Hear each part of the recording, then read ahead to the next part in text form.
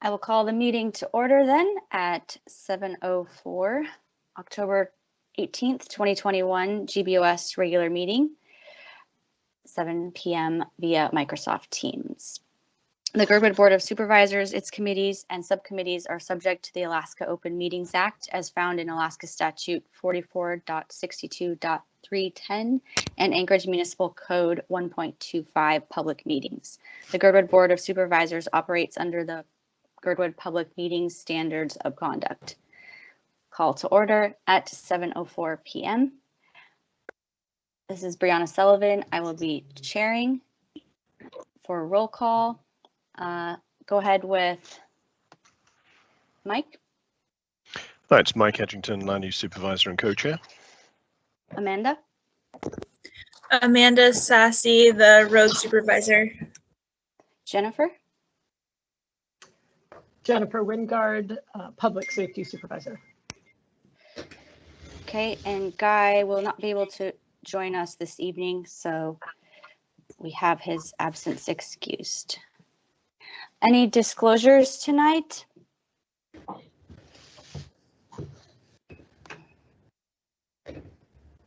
This is Brianna Sullivan. I have a disclosure regarding agenda item number 6. And that is the Gerdwood Bike Park Master Plan.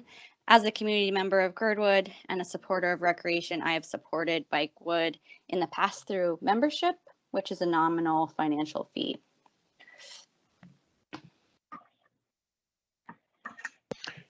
I have 3 disclosures.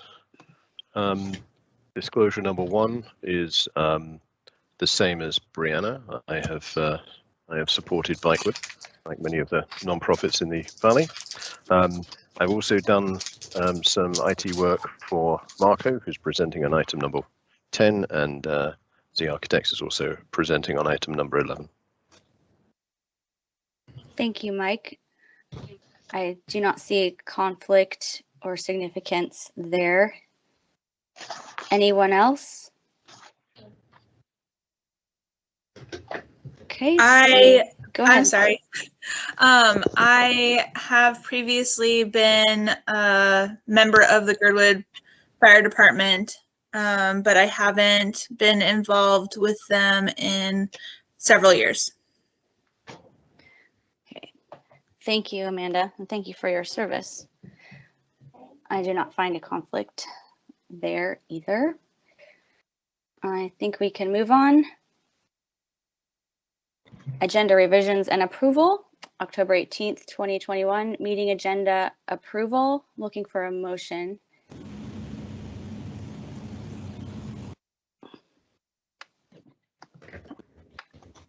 I have a potential, we could probably move to approve and then I can make an amendment. All right. Actually, I'll move to approve first and then I might ask for amendment as well. Okay, do we have a second? I can second. Thank you, Jennifer.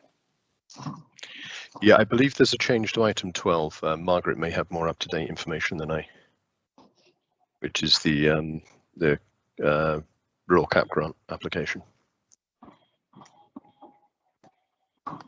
Okay, Margaret, would you like to speak to that? Yeah, I'm sorry. I meant to update the language on that. Instead of the rural cap grant that had a deadline, the request now is just for a GBOS resolution of support for grant applications and fundraising for gardening by the Community Land Trust. Okay, thank you. Thank you. So, Mike, would you like to reword that, or we just adjust with her Margaret's statement? I'll take Margaret's wording as the amendment. Do we have a second to the amendment?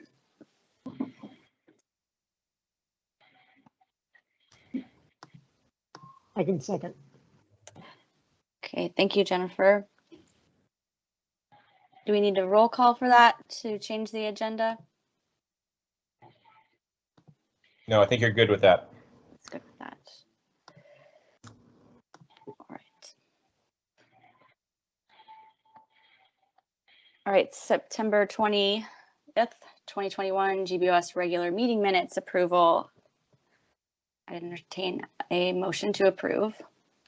Move to approve the September 20th GBOS regular meeting minutes. Thank you, Mike. A second. Second. Thank you, Jennifer. Announcements. The public is encouraged to ask questions and provide comment. Please raise your hand and wait to be acknowledged. To help discussions stay productive, please direct your comments to the board rather than other members of the public and keep your comments focused on the business under discussion. Please be respectful of everyone's opinions. I do not see any hands up on my screen. Amanda, go ahead. Still muted.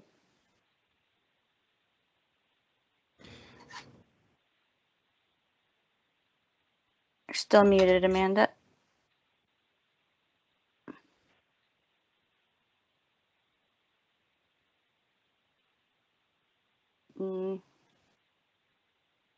Let's see if there's any other public comments.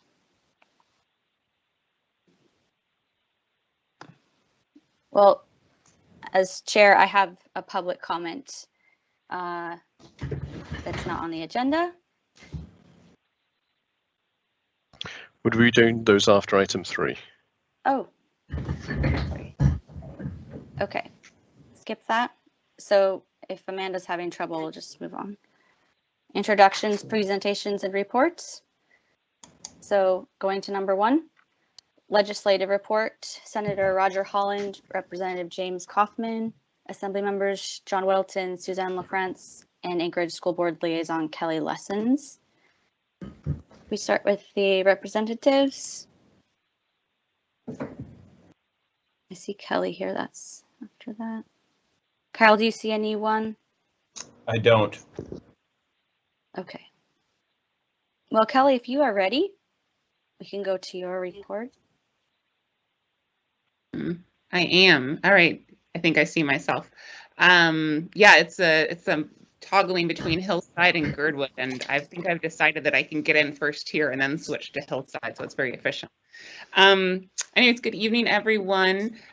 We just finished the first quarter of this school year, so congratulations to everybody involved with that, and thank you.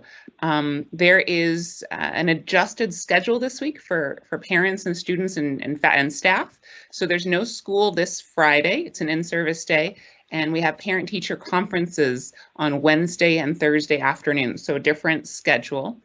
This whole month is Principal Appreciation Month. So down in Gerdwood, reach out to Mrs. Anderson, or if your student goes to South High School, reach out there. Just say thanks that you appreciate their service. We have upcoming school board meetings tomorrow night. We have a work session, we have an executive session, then we have the regular school board meeting at 6 o'clock. The other 2 sessions are at 4 o'clock and then 5 o'clock. Tomorrow night at 6, we'll be diving into one of our second major goals, which is improving math proficiency. So we're going to be doing another goal monitoring session, diving into some data, and we'll be spending probably a good maybe up to an hour digging into our math proficiency so we can understand where we need to go. This is part of a spiraling 5-year accountability program related to our goals and guardrails. And we just approved that 5-year goal monitoring calendar at the last board meeting. The mantra that we've been using is that student outcomes don't change unless adult behaviors change. So we're trying to emphasize that at our board meetings.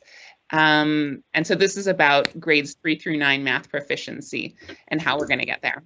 At the November 1st meeting in 2 more weeks, the board expects to hear how the administration is going to allocate its 3rd round of federal funds. This is about $112 million, and it's something that should reflect the community's values. There was a survey that went out, I think I've spoken about it before, about addressing student learning loss, the needs of underserved students, and maybe ventilation as sort of 3 primary drivers. So again, we'll hear that plan on November 1st. In the meantime, Wednesday afternoon, the 20th, we have a communication meeting at 3:30 in the afternoon, a governance committee meeting at 4:30, And then the week thereafter is a finance committee meeting. And so that's where a lot of the nitty-gritty stuff kind of gets worked out before it goes into the full board meeting. Otherwise, let's see, ASD is making flu shots available to students with parent consent at schools. You can ask your school nurse about that. And actually tomorrow afternoon, if any of you are up towards Golden View, there's going to be a flu and COVID clinic from noon to 7 p.m. The ASD COVID dashboard continues to be updated in real time. I emailed the Board of Supervisors a link, but I can drop it here too. You know, what do you do if you're a parent or you're a staff member, if you're exposed? The district has a framework for what you should be doing. I think one of the exciting things that's happening is that ASD is increasing its capacity. It's my understanding that about 5 schools per week are additionally gaining the capacity to test symptomatic students. So I think that's good news as we head into the fall and winter. Otherwise, we, like districts across the country, are having personnel shortages in busing, cafeteria, substitute teachers. So if you know somebody who is looking for employment, there's probably a school where your skills or their skills could be applied.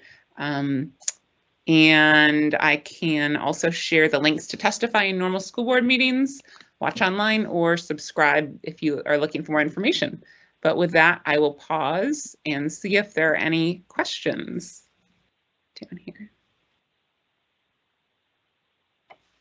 Anyone? Any from the board? I don't see any hands. No? Okay, well, you can always reach the entire school board or reach out to me. I'm happy to answer questions, and wishing everybody a beautiful fall with lots of hiking and outdoor activities as you can. Thank you, Kelly. You All as right. well. We appreciate your time. Bye-bye. Okay, I don't see any assembly members or representatives. So if Kyle, if you could do me a favor, if you see any throughout the meeting or anyone else on the board, let me know, please. Okay, will do. All right, supervisor reports. I have nothing to report as Parks and Recreation and Cemetery. That is outside of the minutes from the Trails Committee or cemetery minutes. Mike? And similar, there's the land use minutes, land use report, and a couple of items that were discussed in land use are coming up tonight. Nothing else to report. Okay, Amanda? Not much to report. We did make a couple of payments to Western for the paving. That maybe makes our treasury report in the packet seem off, but I think Kyle will speak more to that later. So. Okay, thank you, Amanda. Jennifer? Nothing apart from the minutes to report. Thank you. Anything? All right. Let's go to number 3, service provider reports, 5 minutes each. We'll start with Chief Weston.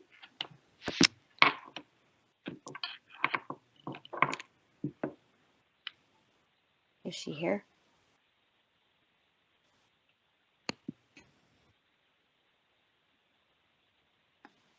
I don't believe Chief Weston's here, but Manch, do you want to speak to anything related to the report from the chief? Hey, good evening, Kyle. I believe Chief Weston should be joining us here shortly, so I will reach out to her and make sure she's able to go to this report. If we could go on to Whittier PD, I will try to get Chief on the phone. Thank you. Chief O'Shea, are you here? He may not. I talked with him. They were dealing with a response, so he was going to try to make it, but he may not be here for the meeting. Okay, thank you, Kyle. We'll go with yours then, with Roads, Parks, and Rec. Just a brief, our update is in the packet, and but sort of the highlights is we're definitely wrapping up the park season with pulling outhouses and things like that from the park. We will keep a limited supply out there for the winter, but for the most part, the majority of our budget has been used up there. As Amanda did allude to, we have caught up on all the payments with Western. The largest payment of the summer was the paving that happened on Alberg, and in October we finalized or basically negotiated the final cost for that. We did some extra work while we had them here for our approaches and did some additional paving. So the bulk of the majority of the summer work was tied to the asphalt work done on Alberg. So you'll see a large payment there in October. We'll still have maintenance costs for October as we had our snowstorm last week.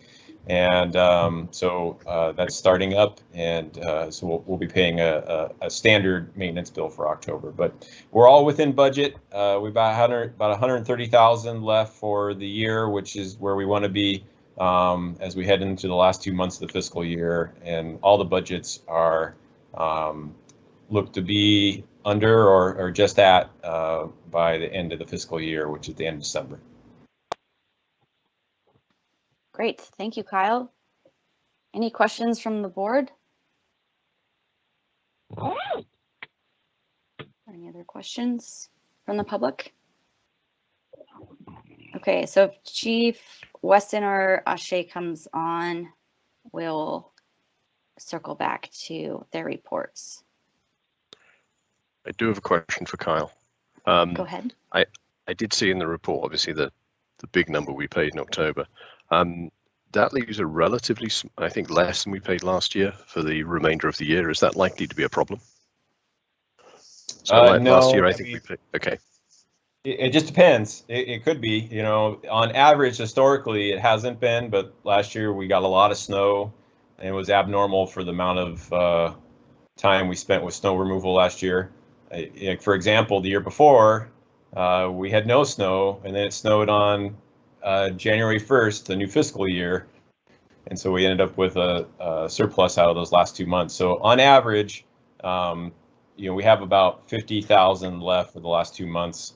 And so I think we're right where we always want to be. My goal is always to have 125,000 left. We have 130,000 at this point in time.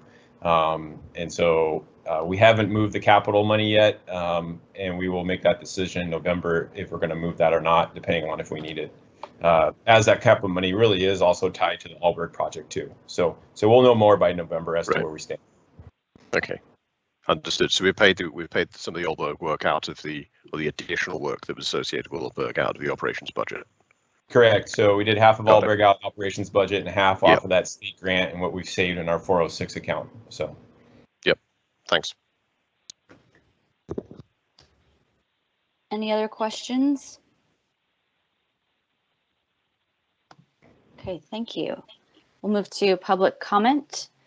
Persons offering public comment must state their full name and address. Public comment is limited to 3 minutes per person and must be on subjects not listed on the agenda. Does anyone have public comment tonight? Please raise your hand. See, Julie's up first. And Marco next. So Julie, when you're ready, you have 3 minutes.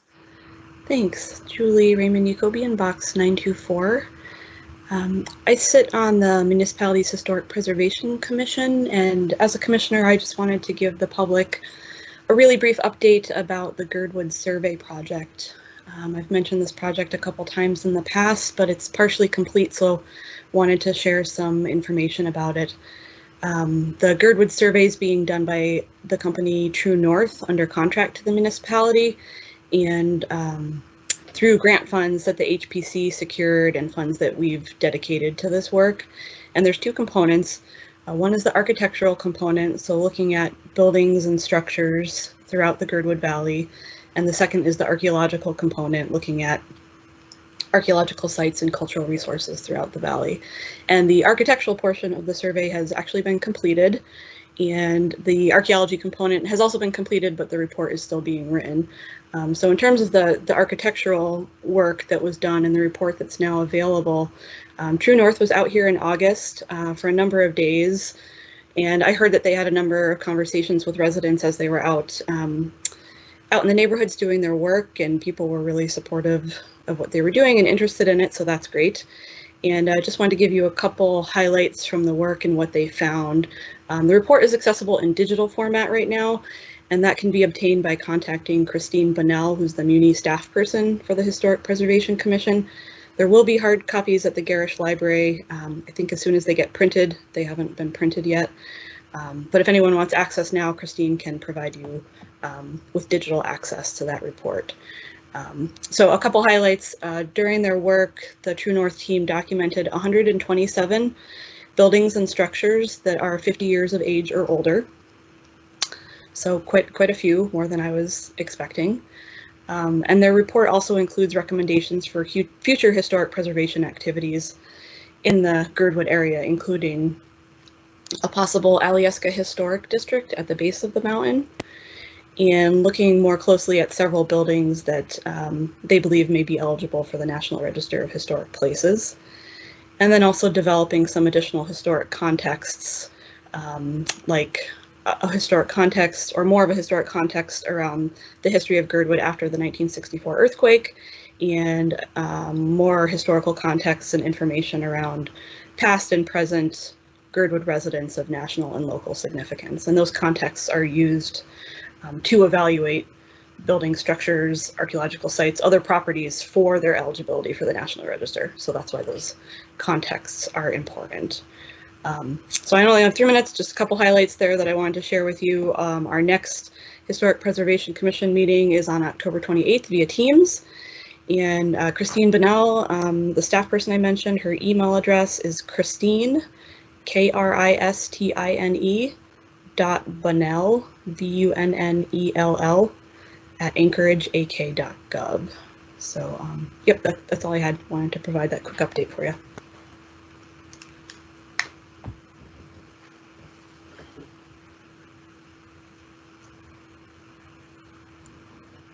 Brianna, you may be muted.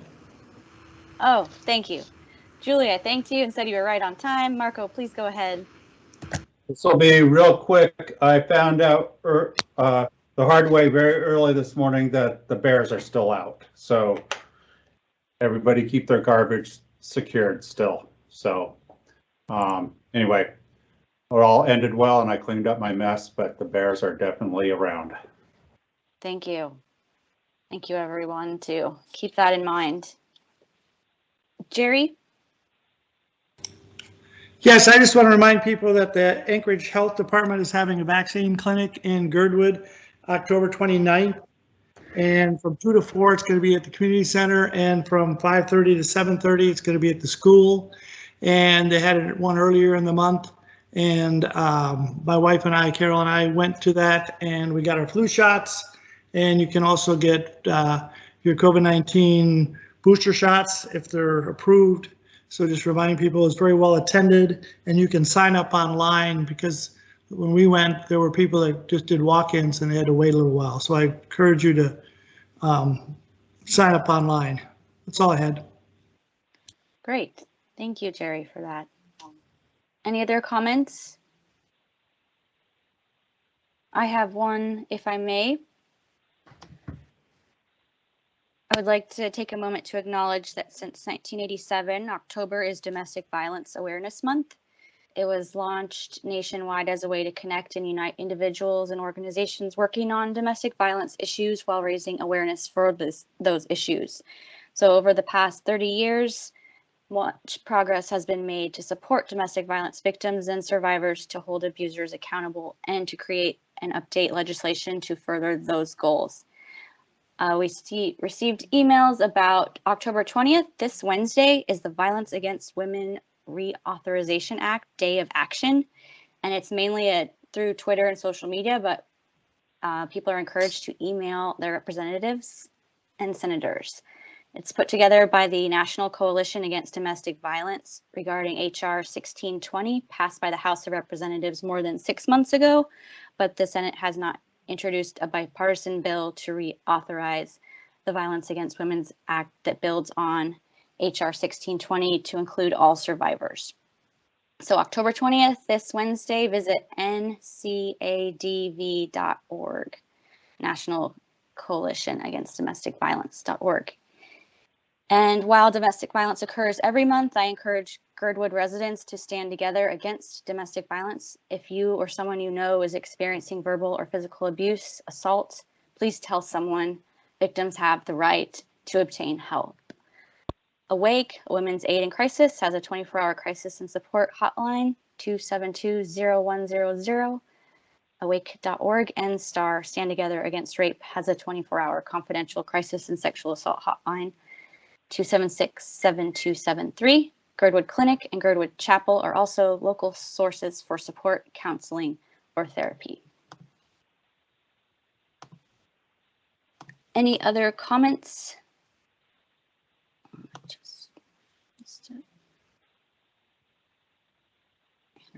Thank you.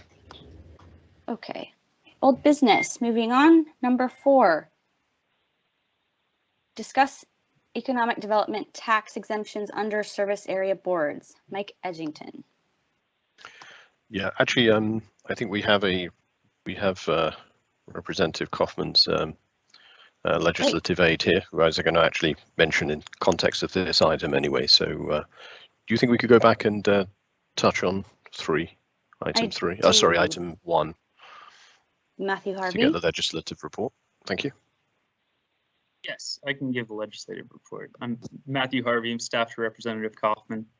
I unfortunately didn't have a ton of time to look into this specific economic development in regards to the tax exemptions. I looked at it a little bit, and I handed it off to our alleged legal team to help me out a little bit, and I'm waiting on them to get back to me. So there are actions, and I'm hoping they'll get back to me this week. They came back. But there are a few bills that got hearings last week. Right now we're in special session number 4, which has a limited agenda to 4 items. One is a supplemental dividend, a change to the permanent fund dividend formula, an appropriation limit, and new revenues. And so on those, out of those 4 agenda items, the House Ways and Means Committee was having hearings last week on revenue items and a few different PFD formulas.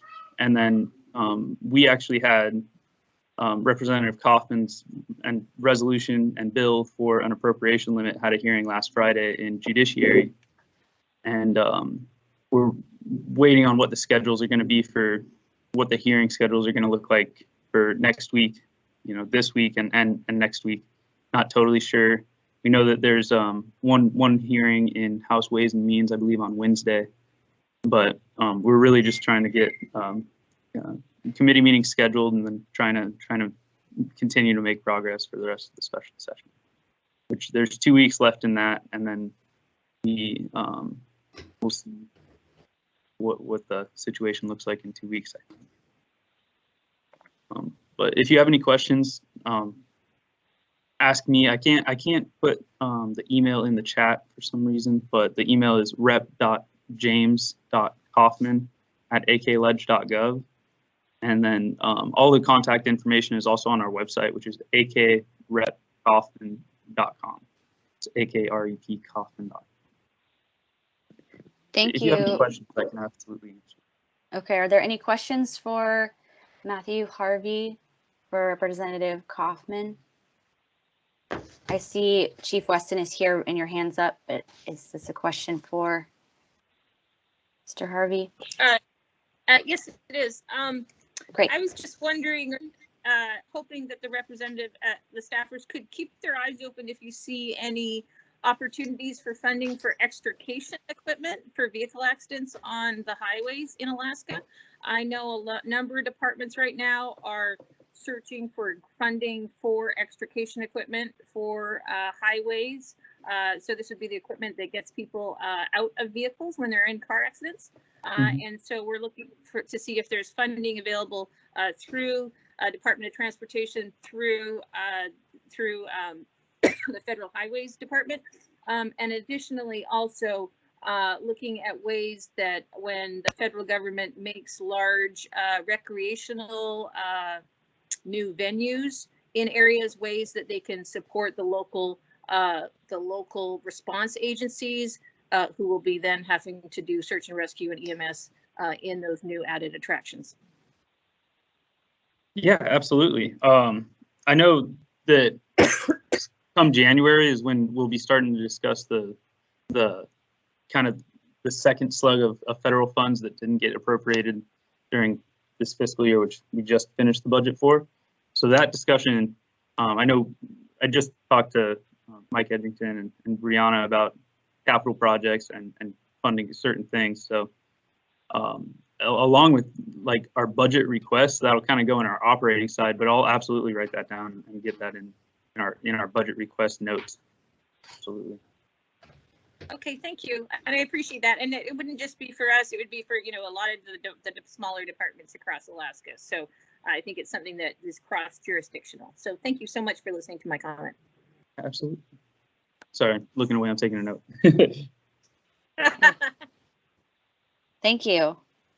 And I think that is all for questions for you, Mr. Harvey. Thank you again for joining us. And Chief Weston, since you are on, we are ready for your report and can go back.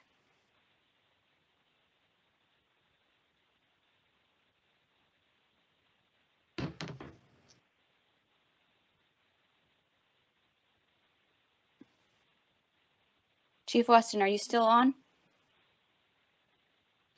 Yes, can you hear me? Sorry, I'm having some audio issues today. Yes, I can hear you. I sent Margaret our report, so hopefully it can come up, be pulled up. Just wanted to mention we've had 370 calls for service, and in September we went on 30 calls, 1 fire, 23 EMS, 1 hazmat, and then 5 service good intent false alarm calls. Our fire, I just wanted to sort of give a heartfelt comment that our firefighters continue to operate at a highly professional level during these amazing and challenging and unprecedented times. And I'm really honored to be able to work with the amazing group of dedicated individuals that have huge hearts and compassion towards our patients and a commitment to knowledge and learning and care about the safety for each other's in our community. And I just wanted to say that we're really, truly lucky to have a great team. We have had a number of people retire or move on recently, so we are seeing a lot of experience go out the door. Basically, they are all going on to great careers in the fire service, and that. So I'm really sort of pleased for them, but at the same time, it's a huge loss for us. We are looking forward to welcoming 8 new members on the department in December. So if you know of somebody who might be interested in joining the department, please send them our direction. And then we have operational themes for each quarter. Our operational theme for this last quarter is taking care of our own self-care in the time of pandemic. We are seeing, just like everyone else, everyone's kind of a little bit run down with the pandemic, and so trying to take time in self-care, giving back and thankfulness. So you'll see us doing some community events in a COVID conscious way in the community, and then operational readiness, recognizing that winter is coming. You can see us at some outside events using COVID precautions. We're going to try and go to Trunk and Treat on October 29th, the Fall Festival, and the Gerdwood Halloween day or night on Alpena Street. And then we're also going to have limited in the morning trick or treat opportunities for dogs and adults and children in costumes with probably totally COVID precautions, so contactless at the fire station in the mornings on the 30th and 31st. We are anticipating we won't be able to host community Thanksgiving again, but instead we're going to have a food drive for the food pantry, which will be filling the Unimog with food for November. And so also for October, the Unimog is what we're going to roll out as our operational Halloween event item. And so if anybody has any old Halloween decorations that they're not using that they might think we could use, and you want to help us decorate the Unimog, come on down to give me a call at the fire hall. Any questions for me? Thank you, Chief Weston. I actually have one right there about the last event. When are Yes. you starting to accept donations for the food drive? And then We'll start driving it the- in November because the Unimog is our Halloween, is going to be our Halloween response vehicle in terms of scariness. And so as soon as that's over and we get all the Halloween decorations down, we'll start that on November 1st. And then my goal is to see if we can fill the Unimog with food. Great. Great idea. Any other questions for Chief Weston? And then if anybody, i.e. Tommy O'Malley or someone is much more creative than me about decorating the Unimog, please come visit. Hey, thank you. I think someone's been recruited, maybe. All right. We'll jump back to old business. If you are ready, Mike, for number 4. I am, yes. So as I'm not going to go into lots of detail unless someone asked me to. This item is a kind of very technical thing. It's a mismatch between state law and municipal code. I had a discussion with Matthew and Representative Kaufman about a week ago on this. It came up as one of the issues which they can perhaps help us with. So as Matthew has already said, they have their legislative, I've forgotten the term, their legal, what's the actual term again? Can't hear you, Matthew. Our legislative legal department, yes. Legislative they help me with all of our legal technical stuff and actually drafting the legislation. Yeah. So it probably is like one line of change to state law, and that would clarify a problem that we're kind of stuck between. So I don't think anything will happen imminently, but we're not in any pressing timescale here. This is just something we want to have the flexibility over the next sort of year or so. So that should probably work. Yeah. Again, I'm happy if you've got any specific questions. I'm happy to answer them. If we could figure out a way to get it introduced in January, that would be amazing. That would be golden. Yep. Okay, any questions for agenda item number 4? Don't see any hands. Okay, moving on to number 5. Gerdwood Fire Department request for $20,000 for purchase of a snow machine to assist in winter backcountry rescue efforts. Chief Michelle Weston. Hi, I think this item has been introduced before. Basically, unfortunately, this spring, we had one of our snow machines that was on a backcountry rescue call on Winter Creek caught on fire, which was not great. Thankfully, it caught on fire when it was close to the trailhead, but that was not a fabulous thing. We have 2 very old snow machines. We've got one additional one, but we like to have 4 to send out to rescue people. We use snow machines a lot in winter for calls. We need to have snow machines that are in good working order and that can carry personnel. So that's Bench Garhard, who's our deputy chief, is also online. And so we've been looking at purchasing a snow machine. Obviously, like every supply chains are limited right now. We were able to get one bid that was available. I think it is a little under 22,000. And the reason you might say, wow, that's expensive, but it also has to have hauling capacity because we haul a sled behind it with the patient, and it also has to carry personnel. And so we are looking for funding for this from the 406 account. Thank you, Chief. Any questions from the board?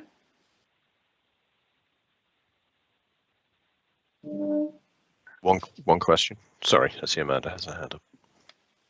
Oh, Go ahead, Mike. Go ahead. No, I'll go after you. Okay. I was just, I guess this is a question to maybe Kyle or the board, but is these kind of capital purchases usually always out of this account, or is there ever a way that the department that's looking for funding can do like a partial fund, like a one-to-one match kind of thing? I don't know. Fundraising. I could address that. We've always done capital purchasing this way, where we save to a capital account and then address items as they come up. You know, especially the fire department, they've always tried to forecast what their needs are. In this case, the machine burnt up, so it's a replacement in that way. So no, we haven't done a one-to-one. You know, sometimes with Parks and Rec, we do grants, and so we can get grant money that we can match against our 406. We've been successful with that with the state RTP grants, but for the most part, no, we've always had to save up capital savings and then purchase things as they come.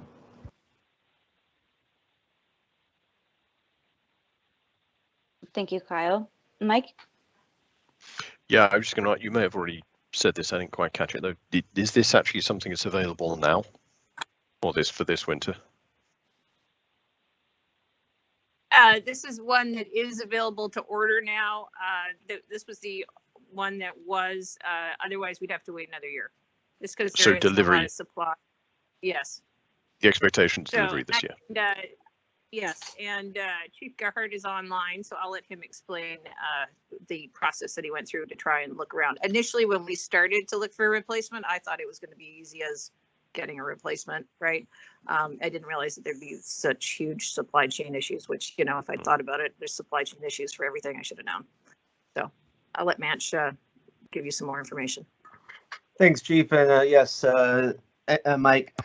We started in April, the search process. We had our requests out to all local vendors as we normally go through with our minimum 3 quotes and so forth. AMDS is the preferred Ski-Doo vendor in the Anchorage area. Team CC is up in Eagle River. Then we basically just keep expanding our search out to the available vendors. In April, May, they were unable to give us possible quotes. As you can see here, we also got another update from Team CC in Eagle River that they are unable to provide any models for this lineup. I think as people have realized locally as well, if you ski checked a snow machine this year, it's probably not going to be arriving until April. So congratulations. Hopefully we didn't sell too many off on the local marketplaces. But we were in that same area. We were looking at used options, what we could find, and the best value for what we were looking for, specifically for a towing capability of a medical patient in the backcountry scenario. We need a wider track snow machine. We need one that has lower gears, has the capability of carrying cargo on the back, 2-up options, so we can carry again additional personnel responders out into this area for avalanche or ice rescue responses. This is what basically met the need. We had the quote from AMDS, which was up here. The one below from Delta Power Sports, I believe, which is actually out of Delta Junction, was the only one that actually has it in stock available for pickup. They were able to deliver it to Anchorage for us. I believe this is the same one that Kyle was able to secure as well for the Nordic Association. So we were able to point them in the right direction, that they had the 2 available that I believe were passed up from when they were initially ordered, and we were able to get the, as again, we were calling them, being placed on all the wait lists for everybody in town. If anything did pop up, to please give us a call, and they did. So we got really lucky and jumped on this opportunity, and again, hope we can get the approvals to move forward and get this completed. Thank you. Thank you. I'd entertain a motion. I'll make a motion to pay for a replacement snow machine, the cost of $20,000 from our 406 account. I'll second. Thank you. Any further discussion? Okay, I'll call for a roll call vote. Kyle? Okay, roll call. Mike Edgington, Yes. Jennifer Wingard, Yes. Amanda Sassy, Yes. Brianna Sullivan. Yes. That motion passes 4-0. Okay, great. Thank you for presenting, Manch and Chief Weston. Can move on to number 6.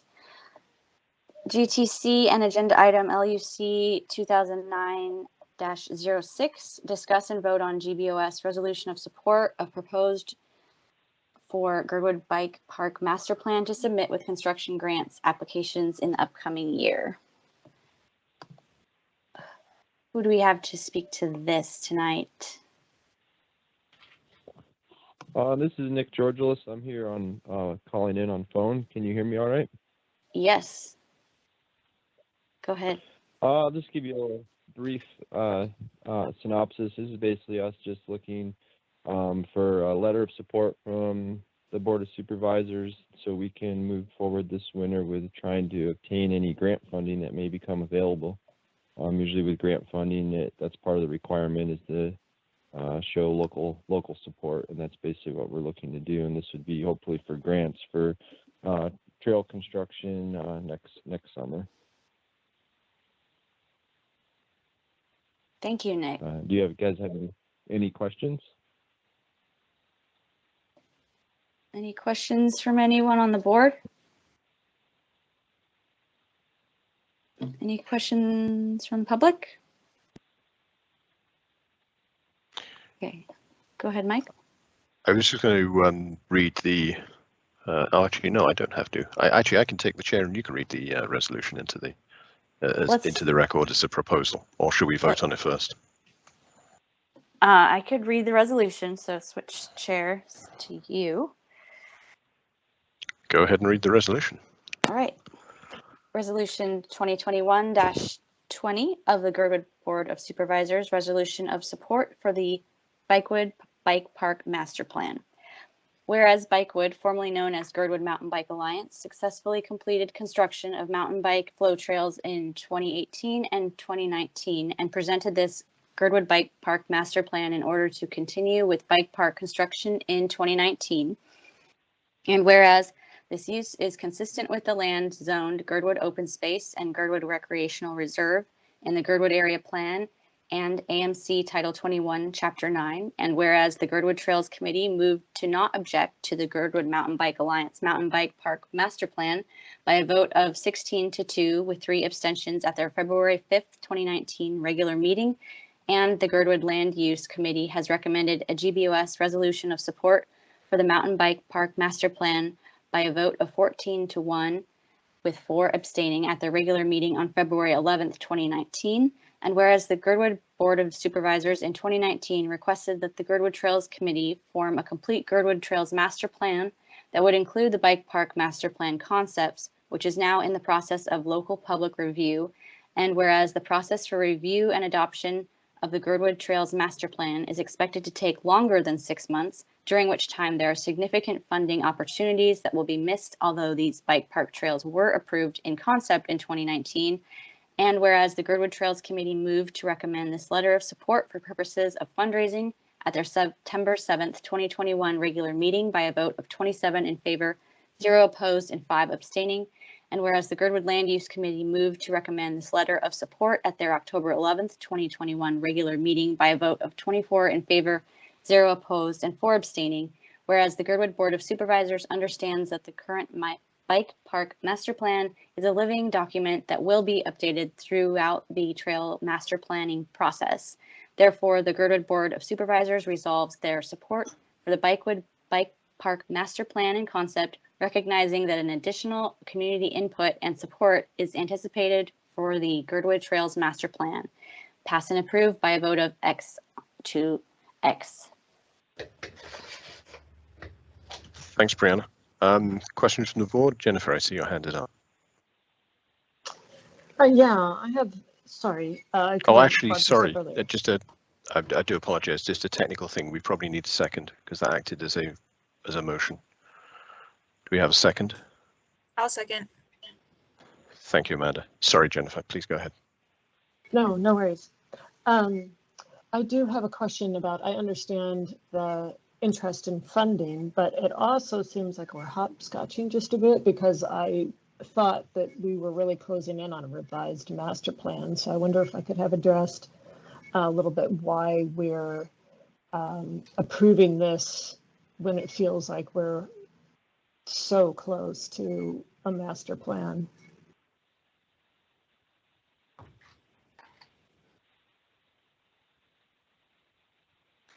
I think it's a question for you to address, Nick. Sorry, I was on mute. Yeah, that's a good question. Basically, what we're I agree with you. We are so close to getting approval, and so what we're asking for is that if approval does happen, it would be too late for us to get funding for next summer. So we're looking to see if we can't move ahead now to obtain funding for an approval that would happen this winter, and then be able to do construction next summer. The grants for next summer are coming out as we speak right now. So just to clarify, you have to apply in the next 1 to 2 months in order to qualify?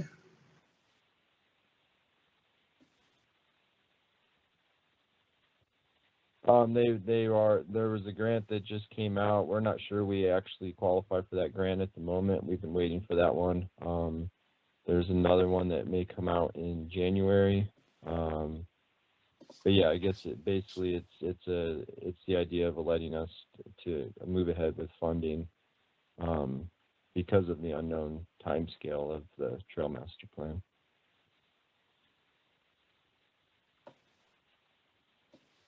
Can I ask another question?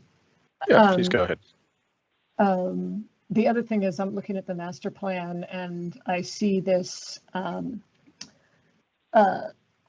proposed multi-use trail. Looks to me like it is kind of enclosing an area that has been much discussed about what the community wants for that in terms of natural space or room for primitive trails. And it looks to me like that kind of draws a pretty definitive circumference around that. Is that correct?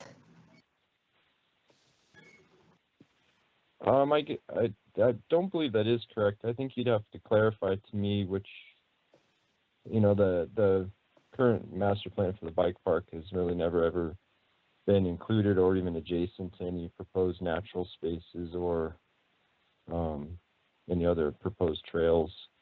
I guess I would need clarification on what area you're talking about.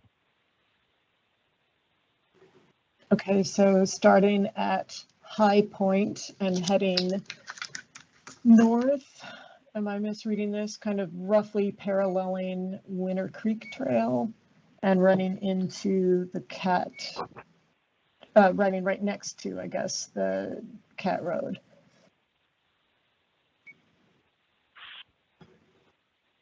So that's, it's in fact the area that's the darker green on your map.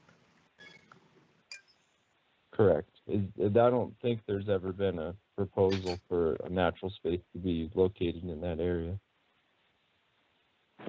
Okay, sorry, I must have gotten that wrong. Yeah, I've been part of most of the discussions in the Trail Master Plan as being a member of the subcommittee, and there's never really been there's across the other side of the valley and on the other side, on the north side of Winter Creek, there's been natural space proposed, but not in the zone that's included in this master plan. Okay, thanks. Okay, any other questions from the board? If not, I have a question for clarification. As written, I'm unclear from the resolution what happens if you get funding and it comes to actual trail construction, because we have a process for approval of specific trails. And I know that I think the intent was that if we had a trails master plan, we wouldn't have to go through a full process for a full sort of municipal process for approval of specific trails, but there'd still be some discussion locally. And I'm unclear from the way this document's written what the expectation is and whether we're actually changing a process that we have in place now. So basically, I guess the question for you, Nick, is let's say this is successful, you get funding for a trail. What do you think expect to happen next if there isn't a trails plan approved in time, or a trails master plan approved by next summer?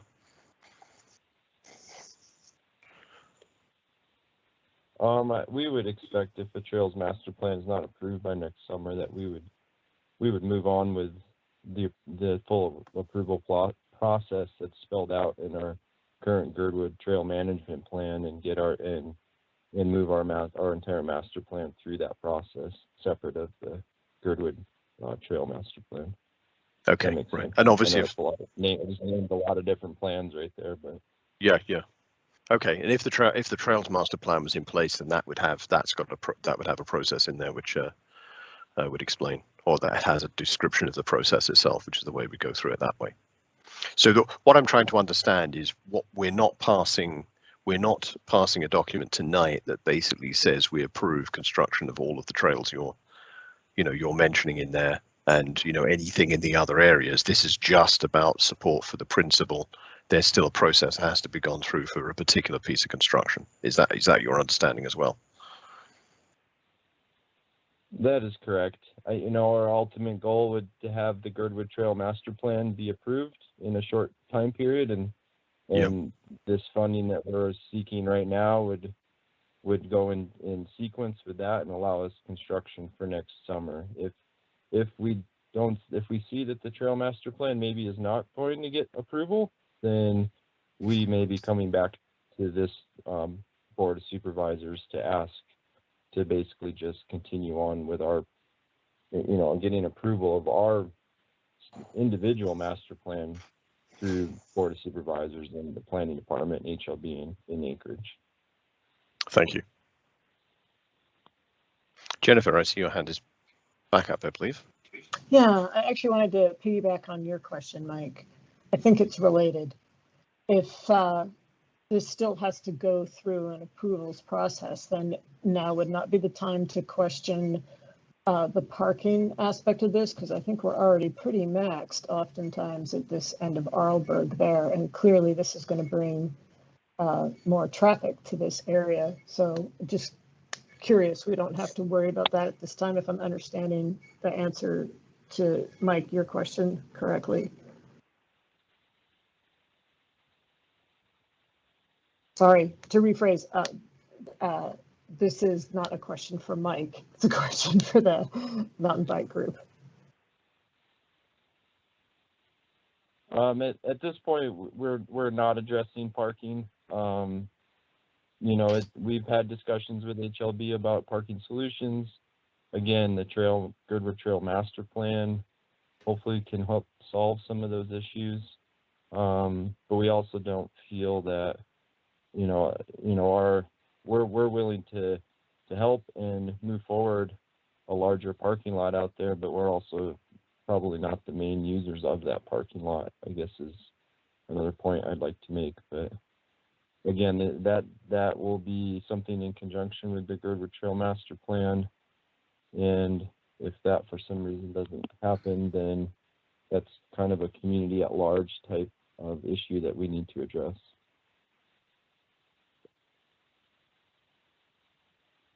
Okay, thanks. Okay, any other questions from the board or from the public? I think I saw Kaylee's hand up briefly before. Do you still have a question, Kaylee? No, thank you. Although I will say that the Trails Committee had resounding support for this plan. It's something that we've looked at several times. Very excited about. Any other comments from the public or from the community?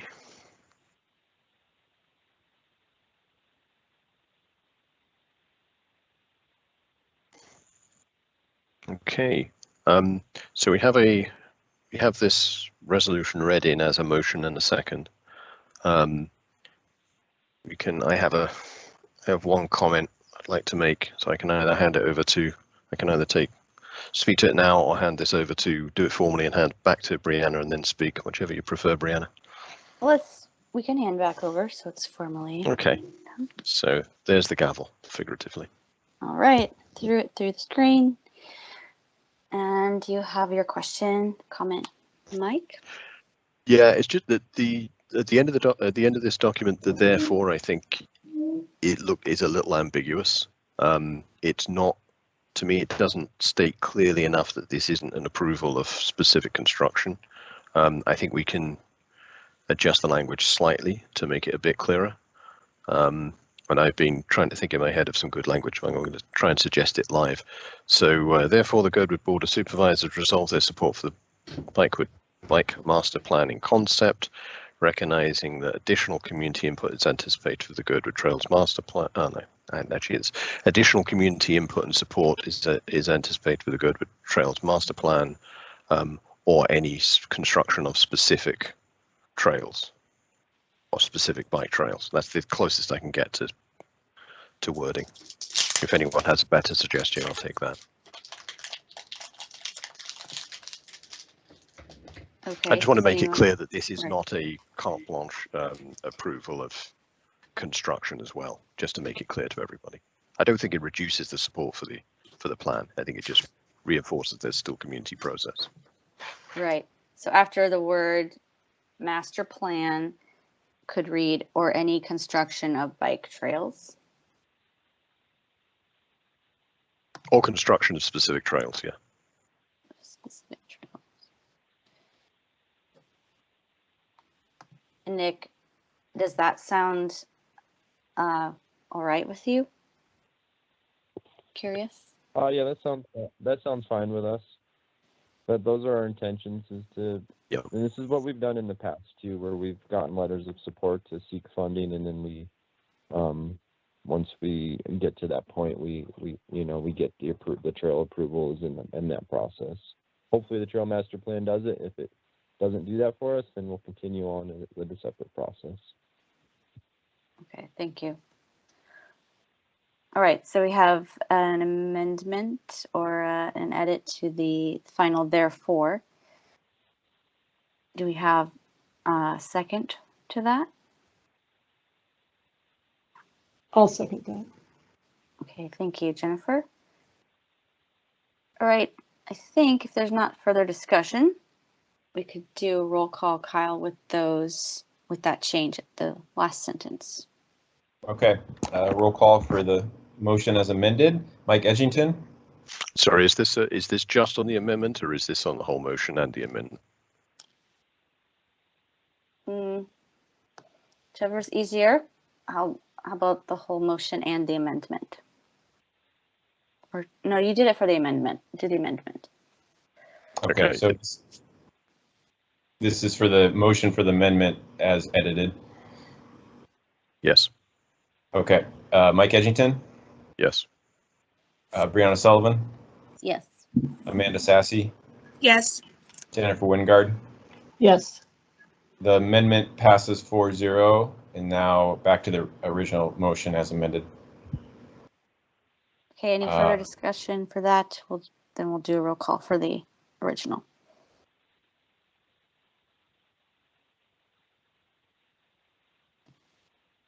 Don't see any. Sorry, Kyle, cut you off. Oh, that's okay. Mike Edgington. Yes. Brianna Sullivan. Yes. Amanda Sassy. Yes. Jennifer Wingard. Yes. Motion as amended passes. Great. Thank you. We'll move on to number 7 of old business. Confirm agenda topics for MOA GBOS quarterly meeting scheduled for Monday, October 25th at 4 p.m. in the Gerdwood Community Room. Margaret, would you like to address this? I would only like to say that this meeting currently is scheduled to take place via Teams only. I did post the meeting today as required, and so the posting that went out today doesn't have any of this other stuff. It just has the top 4 items. And I don't know if there are items that you want to remove or add on to. Okay, thank you, Margaret. I see a hand up, but I'll check quickly with the board if there's anything to add to the agenda. Mike? I think I know the answer to this question, but do we have any update on the fire department EMS contract or the fire department contract overall?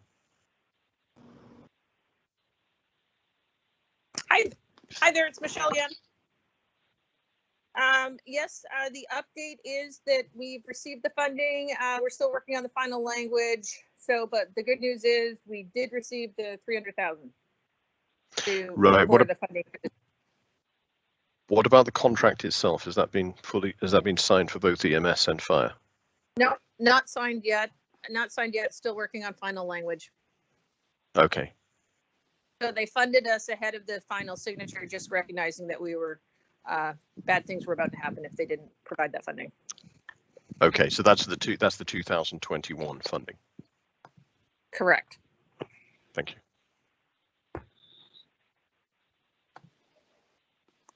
Thank you. Jennifer? Yeah, I just wanted to clarify with Margaret, you were saying that the agenda that the city is getting only has the 4 items listed, nothing after where it says other with a question mark. Did I understand you correctly? That's correct. Thanks. Thank you for clarifying that. Mike, is that hand up again? Oh, no, but I've got something That's else okay. to say. I'll take it down and then put it back up.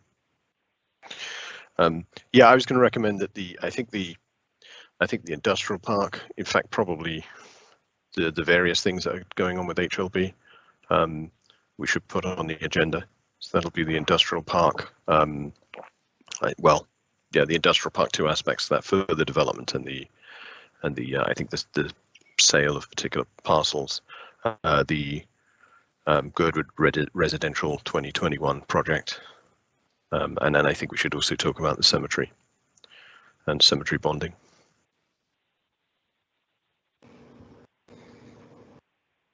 I also agree with that, with all those suggestions, Mike.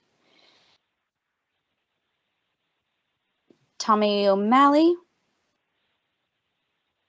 Looks like your hand is up.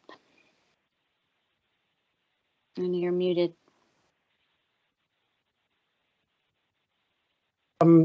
Thank you. I was appointed to the Public Safety Advisory Committee in September, and on that committee I was tasked with finding out what I could about the new alcohol tax, the 5% tax on alcohol in the whole municipality, and specifically how some of that some of the revenues from that tax could serve the to help with problems and issues as outlined in the alcohol tax mission, and that is the alcohol tax is supposed to raise money for homelessness, mental health issues and treatment, drug and alcohol misuse treatment, and prevention of domestic violence. And so I took 2 tracks on that. First, to find out who was in charge of administrating this money. I talked to the health department, but they never got back to me. I called them 4 different times and emailed them. The finance department and the treasury department, they didn't know where that money was, either of those people, and they were not taking responsibility or for where the money was going. Or I also talked to the Chief McCoy from the Anchorage Police Department. They assumed that the money was going to the crisis intervention team, which now only operates in Government Hill. They were unaware that Gerdwood is not a part of the police service area, and so and the crisis intervention team isn't fully. There aren't enough people to run it right now. So, like I said, it's just operating in the Government Hill part of Anchorage. The fire department, I had calls into them, and they said that the money had been taken away from the fire department and given to the Anchorage Police Department. I don't think I was being excluded or stonewalled for any reason. I just I believe that the people sincerely don't know who's in charge of this money. If you read the ordinance as passed, it requires the mayor's office to make a report within 120 days on any expenditures, and the mayor's office is supposed to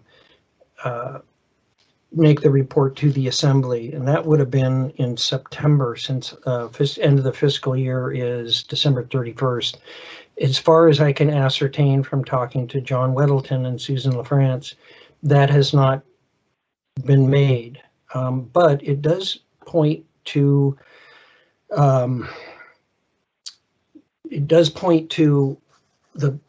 mayor's office being in charge of implementing these programs and designating the money for it.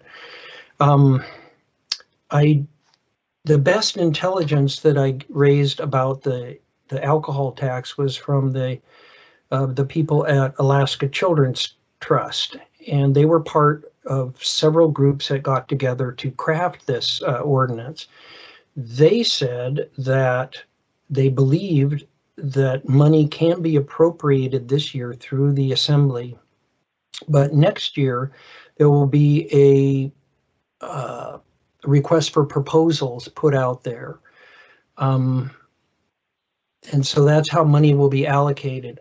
I think that you people on the Board of Supervisors should be cautious about letting the money go out just as a request for proposal. For example,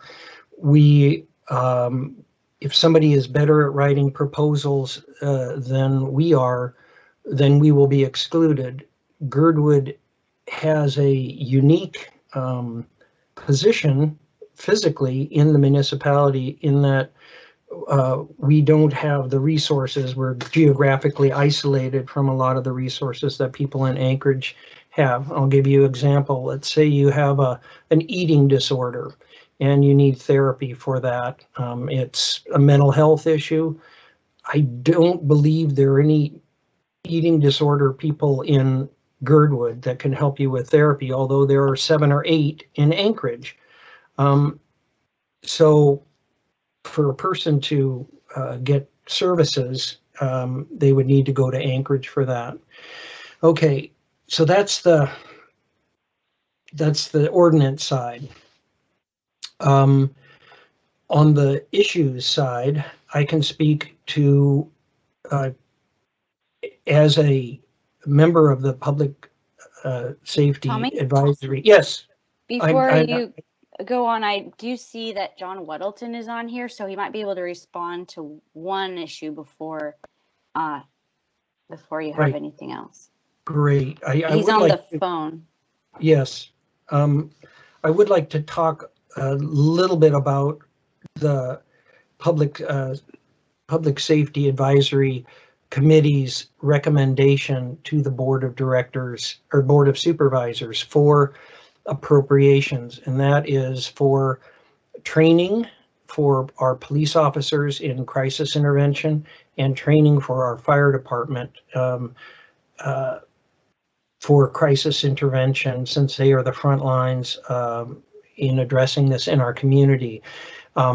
We are in the process of surveying the police department and the fire department on the cost, what their needs are, and what their costs might be, so that we can present that by the October 25th meeting. Thank you. Okay. Okay, we'll start with John Weddleton, if he's available. Can you hear me? Yes. Oh, good. Okay. Sorry, I'm on my phone. I totally bobbled the Teams thing. A couple of things, Tommy. I appreciate it. The alcohol tax broadly, like all of the budgets, ultimately comes from the assembly. And what we did with last year's money that's being spent this year was all allocations that the assembly approved.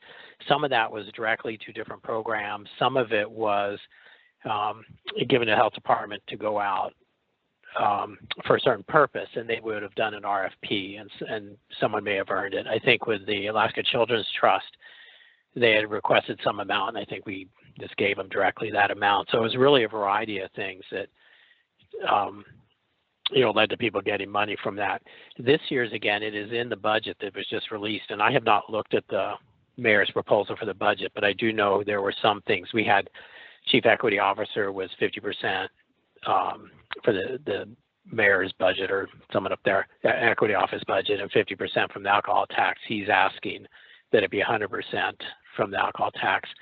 There are a couple other changes too that I noticed, but I haven't looked at the page for the alcohol tax, but that's a starting point. Of course, we can amend this. So that's all in play now. So if anyone, or GBOS as a group, has requests, that would be the time to send it in. And it's because you're going to have several work sessions on this. We have 2 public hearings on it. And ultimately, at the end of October, early December, or November, we'll pass a budget sometime. So that's all open and in play. So your ideas are, now's the time. It's perfect timing to get stuff in there. And I think one thing that the mayor has proposed, that the mobile intervention team, my understanding is it is half-time now, but they should be fairly close to going 24/7. And I'm not aware that they were only doing one district. It's possible, but that was not the intent. It's based on where the calls come in from. And that was partially paid from, I think intent was to kick it off with the alcohol tax, but not necessarily fully funded forever.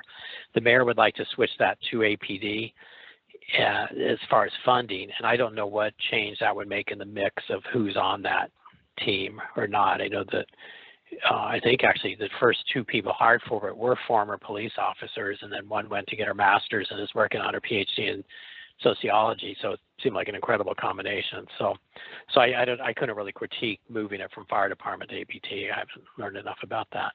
Does that help? Well, thank you, Mr. Riddleton. Tommy, would you like a chance to respond? And then I see some more hands up. Yeah, again, it's the Gerdwood card. Even if they did have a team ready, the crises are timely. I mean, they're crisis, and bringing a team down from Anchorage would take at least 2 hours, I'm guessing. And then there are jurisdictional issues that we are outside of the police service area. They might work out something like it's a EMS issue, that it's a citywide, but still, I believe that our service providers down here need that training, because they're dealing with it right now and have been dealing, and they feel like they need training. And yeah. Great. Thank you, Tommy. Mike. I was going to bring up that same jurisdictional issue. I think my understanding is it's currently goes through AFD, and it's kind of analogous to the EMS funding. So it's through AFD and area wide. I think my concern would be if it goes through the police, it would be seen as as covering police service area and not Gerdwood. So I think that's something that we definitely need to be very aware of and pay attention to. So I think there is definitely a risk of bias towards the existing police service area if that's the funding channel. Okay, thank you. And earlier, Chief Weston had her hand up, so why don't Michelle, you go ahead. I just wanted to mention that there is 2 different programs that are in play here. One is the core team that Anchorage Fire Department does have, based out of Old Station 2 and Government Hill, but then also separate, there's a crisis intervention program that the police does. So just know that there's apples and oranges. One's a mental health, behavioral health, and the other is a different, more police-oriented type of response and understanding. So know that there's 2 programs, not just one. Okay, so you said one is mental health, behavioral health, and the other one is police structure. Both are behavioral health, but one is coming out of AFD, one is coming out of APD. At least for the AFD program, the core team, that was, slated to be eventually expanded after a year when they get everybody hired to the Turnagain Armed Communities and Girdwood. Separate from that, the crisis response program that is in play at the police department, that would be specific to law enforcement. Again, it's addressing a lot of the same issues, but it's a different approach to how everyone treats these individuals. Thank you. Mike Edgington. Yeah, we've strayed a little bit away from, I guess, the issue of putting this on the agenda, but I did just have one quick follow-up for Chief Weston. Have we actually had any interaction at all this year with the AFD part of the services, the core team? Initially, earlier in the year, we did request core services for some individuals in Turnagain Armed Communities, I'll say. A number of individuals, and they are unable to provide them at this time just because the program hadn't expanded down our direction. Okay. Yes, this is valuable discussion, and we do need to continue on with what we're going to discuss. So I'll go back to Tommy O'Malley and Jennifer Wingard after that. Part of the research that I did, I'd like to speak as a private citizen rather than as a member of the Public Safety Advisory Committee. I found out that there are a lot of issues here, homelessness issues, domestic violence, and different people are handling, and different agencies beyond the fire department and the police department are handling these issues. That includes the clinic that is trying to add more people onto their therapeutic team, and the church. Nico's the pastor of that church is working a lot with domestic violence people, people that are affected by domestic violence, and also homelessness. They run the food bank. They also give out tokens for people to take showers or basic sanitation. So there are other issues besides just people's interactions with the police and the fire department that, and I have talked with the clinic and Nico to ask them to approach the Board of Supervisors about trying to get a share of the funding to help with these issues that are in our community. And I'd like you to just be aware that it's out there. I was surprised and dismayed by what I found out in my research. And again, one thing, since this is a tax issue, Gerdwood pays into that tax. I don't have any figures, and the Treasury Department couldn't divine where all the money was coming from, but I believe that Gerdwood is adding money from the resort, from the Double Muskie, from the brewery, from the liquor stores, and it would be a shame if we don't get anything back for the money that we're sending into this tax, because there are issues here, and we all want to make our community healthier and safer for everybody here. I'm going to put it on you guys' shoulders to listen and advocate for the community of Gerdwood. We're in a unique situation here, and we can wait for the crisis intervention team to get their act together. It's been a couple of years, or we can ask for money for training for our officers, like that. Keep your ears open, okay, guys? Thank you. Thank you. Thank you, Tommy. Good to hear all of your feedback from your research. Jennifer Wingard, are you still? No, thank you. Tommy addressed it. Okay. All right. Anything else for number 7? Any questions from you, Margaret? So I'm wondering about item number 2. Do you want to leave that on, Mike? Probably not. Okay, so we can remove that one. The fire Yes. department contract you do want to leave on. If there's a change to the language for item number 4, I'd like to receive that.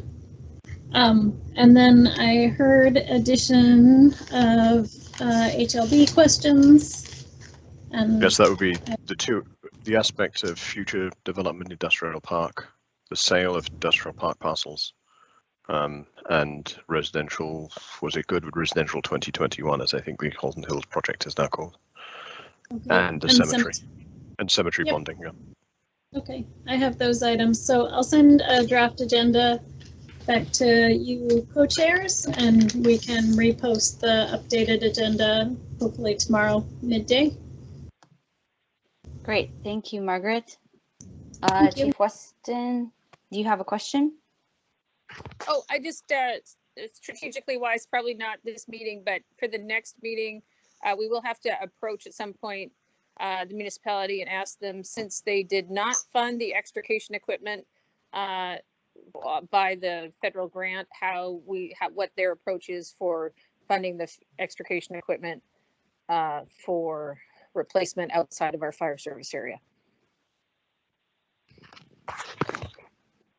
And let's see. Earlier, when we didn't have, during our time for legislative and assembly reports from members, John Weddleton, if you have time and you'd like to give us a report, we could go back to that space on the agenda. Can you hear me? Yes. Okay, good, thanks. I will just blast a few things. And sorry it was late. Hillside Community Council also has a meeting this evening, so I was over there. As I said, speaking on the issue Tommy brought up, the budget is in front of us, so I'm working my way through that. And appreciate any feedback that we get from Gerdwood. I think at the joint meeting will be good, or anything in email to Suzanne and myself would be helpful. There's a lot in there, and we can certainly miss things. So I appreciate your looking at it. We have, this is somewhat relevant to you guys. You do have homeless down there, and you have homeless, I think, it just seems like I noticed more along the Seward Highway and the pullouts. We have a town hall on Wednesday that is the sort of joint collaborative kind of, I don't know, I would say solution, but future for the municipality taking a really big stand in housing the homeless and the process for homeless. I mean, we have not in our history really put significant money into it. We've left it to nonprofits and faith-based groups, and but this mayor is committed to really making a difference, and that'll take city resources, working with private sector and also the various philanthropy. And I think we've got a plan that seems to work around the board. It's quite a lot different than what the mayor had proposed earlier, but they're on board with it. So Wednesday at 6 at the Wilda Marston, we'll have a presentation, and that should be some way to watch online, but we haven't set that up yet. So watch the assembly schedule for that if you want to watch that. I think you probably all know the big deal is the process for mask requirement. And Meg and Pete had put out an regular ordinance for a mask ordinance, and it led to quite a number of, essentially 5 nights of public hearings, and more were scheduled. But partway through that process, and they remain scheduled, actually, we can't act on that ordinance until the last person has spoken. So it's really still alive in the public hearing process. But partway through on the 12th, Meg and Pete introduced a emergency ordinance. And just so people are clear, last year when the mayor has emergency powers, I mean, there's an emergency proclamation, the mayor can issue emergency orders, and that's what we're calling mandates. It's a law, but that's emergency orders. The Assembly has a routine where we can do emergency ordinances, which is also known as the EO, which confuses people. And Assembly emergency ordinance requires 9 votes. It's limited to 60 days. But if there's an emergency, it lets us act very quickly. So with the regular ordinance going on, it was clearly the public hearing probably would have lasted another month. There are a lot of people who really wanted to speak, and it became less of a public hearing and more of a rally. People were coming up and they would just speak for a few seconds and saying, and I will take the rest of my time in silence. And then the crowd would sing or clap, and which was all fairly dramatic, but it's not really a public hearing. So it was really not suiting the need we get from public hearing. But also, if there are people, and there certainly were people who wanted to talk to us and make a statement, were held up by that. So that was frustrating, but they're still alive. So when we have our next meeting, continue the public hearing on that, people can speak. But the emergency ordinance that came out, and it did pass, and it overrode a veto, so it is in place. It is essentially a mass mandate light, in my view. It's not going to be enforced. The mayor certainly won't enforce it. And there's no provisions for fines in there, and there's quite a list of exemptions. But it really does say this is where we are as a community. And I told that there's more use of mass, and we just, and hoping for that. And my goal is to protect our hospital resources. They are definitely overextended. We're hearing from the doctors continuously. They're in crisis standards of care at all 3 of our hospitals and 17 others around the state. So there is a real need. And we don't need 100%. We need just to get some 10, 15% decrease in the cases and keep that going down, and to start freeing up the hospital resources and make a big difference there. So it's it was far from a perfect process and far from a perfect solution on a mass mandate, but my expectation and hope is that it will make a difference and kind of free up the hospital resources and protect people who need the hospital for anything. I heard from a doctor who said that there's 12 people, his patients, waiting for heart surgery. They can't have it because they can't be assured of having an ICU bed. So those kinds of things are happening, and it's we can't have that in our community. So anyway, that's actually my short version on that. But that's really obviously been the big news. And if anyone has questions, if there's time, I'm certainly be available. Wow, thank you for your time. Mike Edgington has his hand up first. Go ahead, Mike. Hi, John. I just wondered if I think there were a couple of people who turned up in person at the assembly from Gerdwood and spoke against the mask mandate. I wondered if you had any numbers or feedback on the amount of written responses you got. I didn't from our count, community, and it's more than I can count. The emailed responses appear to me to be vastly more in support, and I think people who are being very careful about COVID would not go to the assembly chambers because it was everything that we're told is a super spreader event. So they avoided it, and many said that in their emails. It is possible to look for yourself. If you go to the meeting agenda for the 12th, there will be, go to the online version, there's a link to the testimony that came through the forms that we have. And those are all put in a huge file, and you can scroll through there and you can see everybody's comment for or against. And I probably won't be counting, but you're welcome to. We also get emails that are just directly either to us as individuals or to the www.mas@muni.org, goes directly to all assembly members. And there's a lot of redundancy between the two. Some did that and also did the form. But through any of those methods, it just seemed overwhelmingly to me that there was support to do something. Thanks. Chief Weston, do you have a question? Still muted. No, I don't. Sorry, that's a real. No worries. Gone down. Okay, any other questions for John Weddleton? Okay, thank you for your service and your time. Sure, John, happy to be here. Yeah. Okay, we'll move on to number 8, agenda item LUC 2109-05. Notice of liquor license renewals in 2022. Request for LUC recommendation for GBOS letter of non-objection re 2022. Annual liquor license renewals 2022. Do I need to read all those, Kyle? No, but this is a chance if anybody has any objections to the renewal of any of these licenses, is a chance to address that. We didn't have any at land use, and so yep. Okay, Amanda. Thank you. I should have made I don't know, I could have a conflict because I am employed by Alyeska, and they are on this list. So, sorry. Oh, thank you. And I think this was addressed, well, yes, it was at land use, and you hadn't heard any objections, Kyle. So any questions from anyone in the public? Okay. And I would entertain a motion or a reading of the motion resolution. I think with the, I'll just do a motion because I think for a letter we don't typically read it into the record. Right. So I move that we send a letter of non-objection for these liquor licenses. Thank you. Do I have a second? I'll second. And Right. just as a request to the chair, did you make a ruling on the potential conflict of interest? I did not rule. Amanda expressed.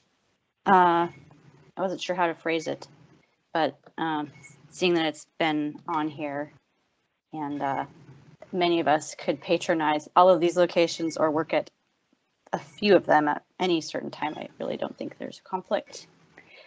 Thank you, Amanda. Can I, without being too difficult, can I suggest that I disagree with that and I would prefer to put it to a vote? I think direct employment by the businesses which are looking for a liquor license probably does hit the conflict of interest terms of the ethics rules. I Absolutely. planned on abstaining if that helps. I don't know if I can Right. say that, sorry.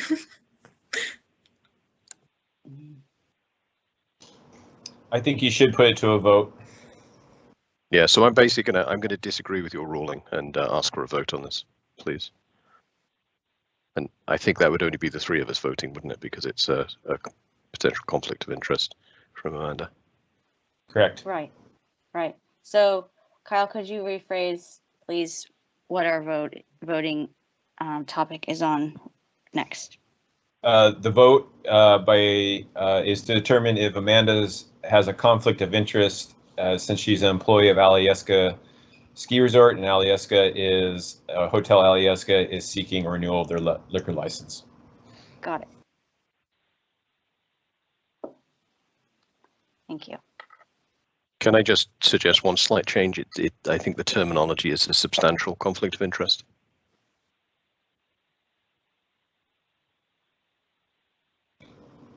Okay, I'm fine adding that.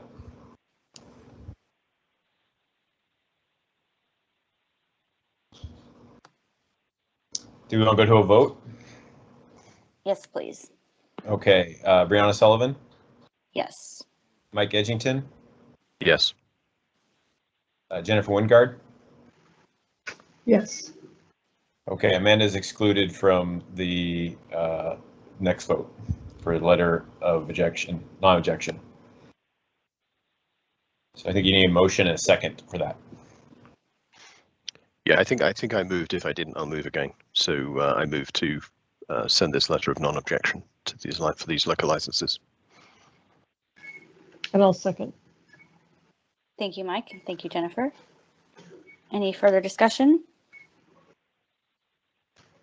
Okay, I'd like to ask for a roll call for a vote.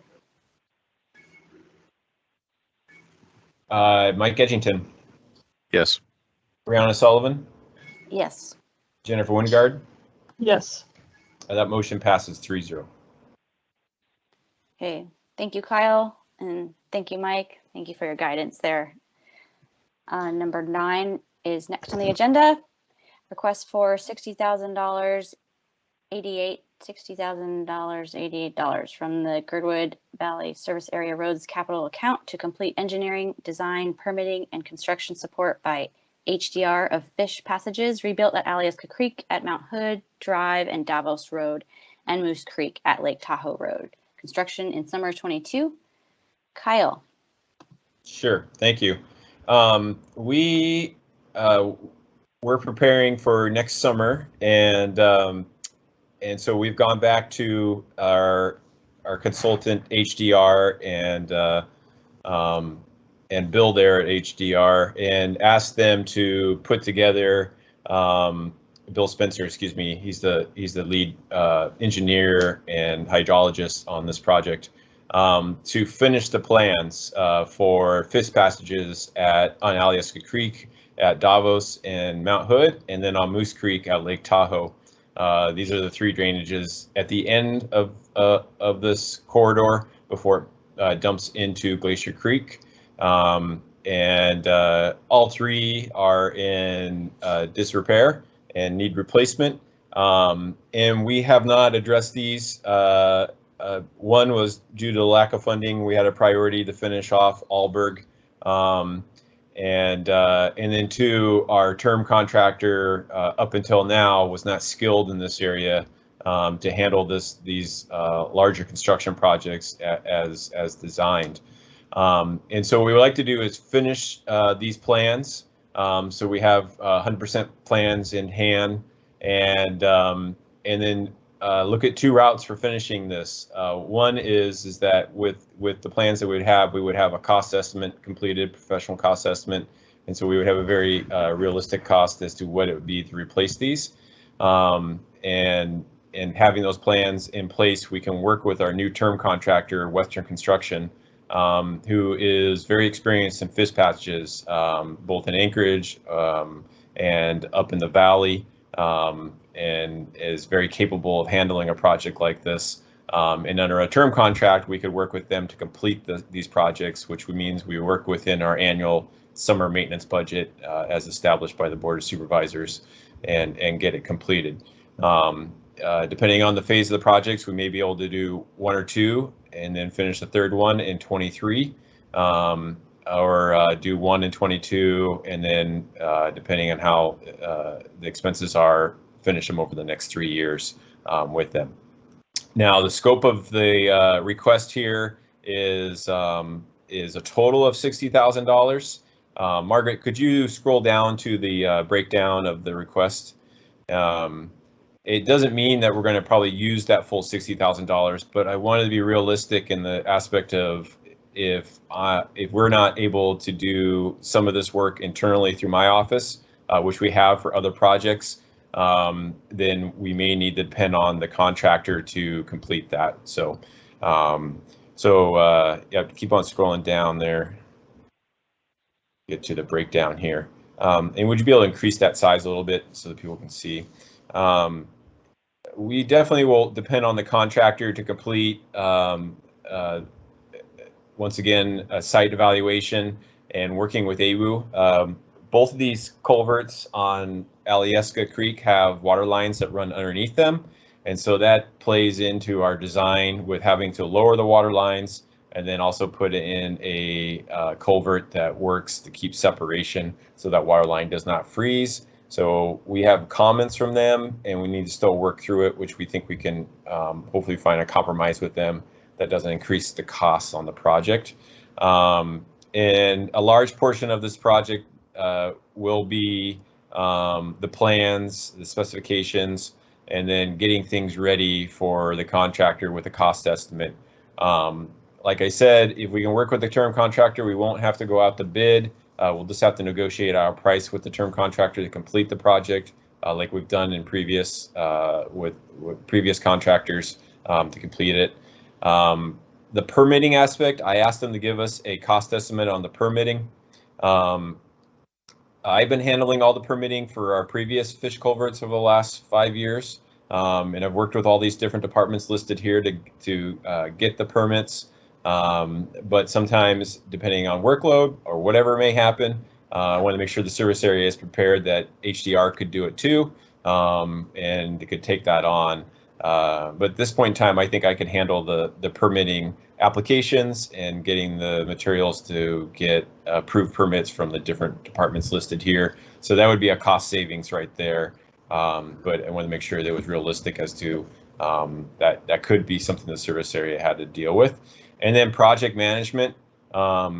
There is a little bit of project management that I can handle, but I would lean on HDR to still be in the field, especially dealing with the specifications of the fish passage and the vegetation rehab that's going to go into this creek as part of it. So overall, I'm looking to encumber $60,000 and $60,088 for this project.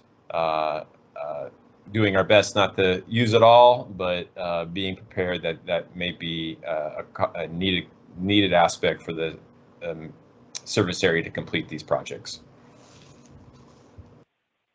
That's all I have for now. Great. Thank you, Kyle. Any questions from the board? Are there any questions from the public?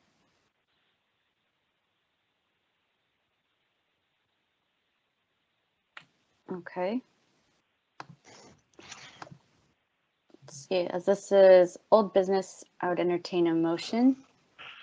That's what I put my hand up to do. I was going to just make a motion to approve that we transfer $60,088 from the road capital project to complete the design and engineering and permitting and construction support for the fish passages. I know this is a project we've been looking at for several years, and it's been kind of hanging over our heads for a while. So I think this is a positive move forward. I'll second. I'll second. Yep. Good. Thank you. Well, thank you, Jennifer. Any further discussion? Okay, I'd ask for a roll call, Kyle. Vote. Sure. Mike Edgington? Yes. Jennifer Wingard? Yes. Amanda Sassy? Yes. Brianna Sullivan? Yes. Motion passes 4-0. Great. Thank you. Moving on to new business. Number 10, agenda item LUC 2110-04, initial presentation of Glacier City Center, proposed mixed-use development located off Hightower Road immediately north of the post office. Group will be seeking GBOS resolution of support for development master plan. Marco Zaccaro presenting.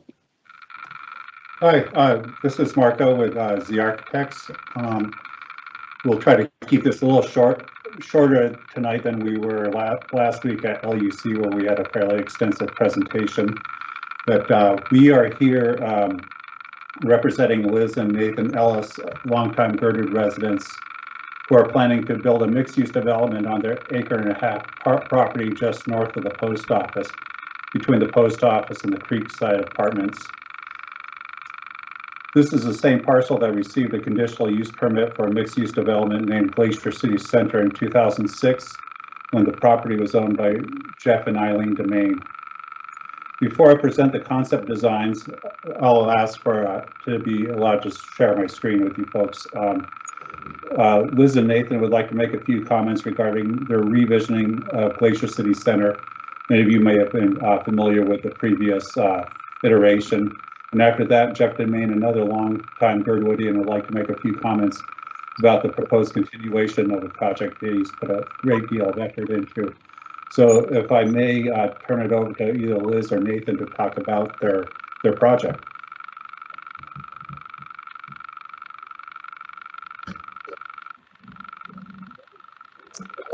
Yeah, hi everybody. My name's Nathan. This is Liz. Hey guys. We currently live in Gerdwood. Our kids also go here, 5 and 7. They go to Gerdwood Elementary.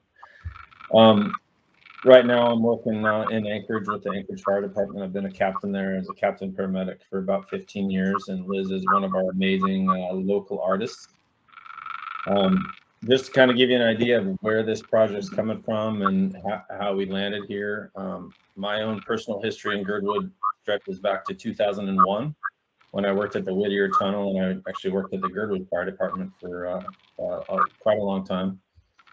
In 2010, we lived in Indian for about 6 years until we decided once we had kids.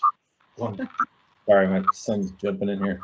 Once we had kids, we decided we really wanted to join the community of Gerdwood, and we sold our place in Indian, and we developed a piece of land where we built a duplex and then a home.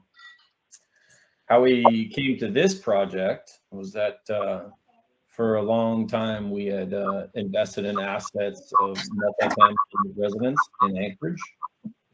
Throughout the Anchorage area, we had duplexes and fourplexes. As we moved to Gerdwood, we decided that the back and forth just wasn't worth it, and we liquidated, and we got out at a great time.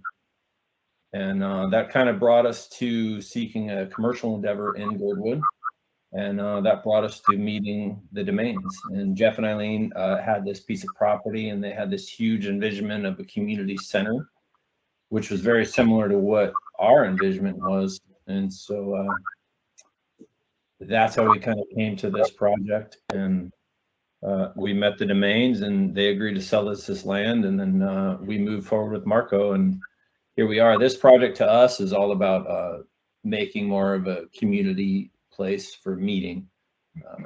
Community will come together, and they have common places to join together, and that's what, to us, this is about. So with that, I would turn it over to Jeff and Eileen. And thanks for your time. Yeah, hi, this is Jeff Devane. Eileen and I have lived in Gerdwood for 22 years. And like Nathan and Liz commented, this is a project that we put a lot of sweat and love into.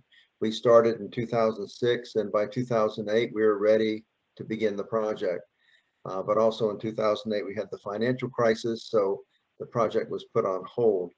And ultimately for us, it kind of went on hold, and we were not really willing to go forward by ourselves. So we actually talked to several developers and people with ideas all along the way, but we just couldn't find the fit. We really wanted just exactly what Nathan said, a multi-use property that can be a center for, or more of a center for Gerdwood, someplace that where the community could come together.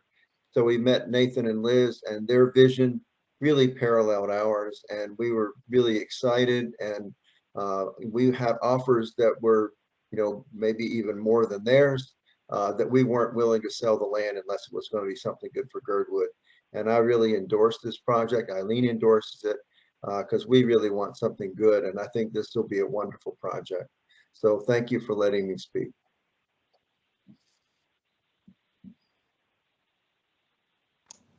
Thank you, Jeff.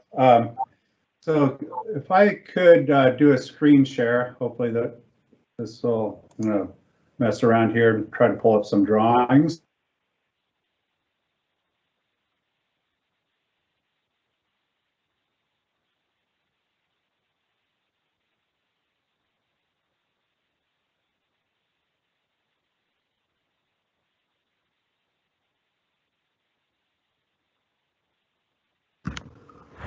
I think what happens is sometimes when Marco does the screen share, his internet freezes up, so we may have to just wait a bit for him to come back. I am back, I believe. I'm going to try to do one more screen share, but if that kicks, I think what happens is everybody's there's so many people streaming that the extra bandwidth just kicks me off.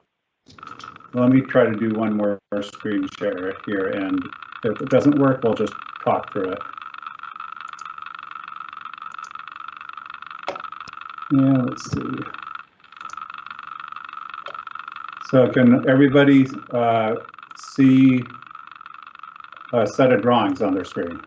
Yes. Okay. So the first drawing I'm going to show you, well, pop down here. This is the project site. It's in between the, like I said before, in between the post office and Creekside, across from the large condo buildings, and it's located on Hightower Road.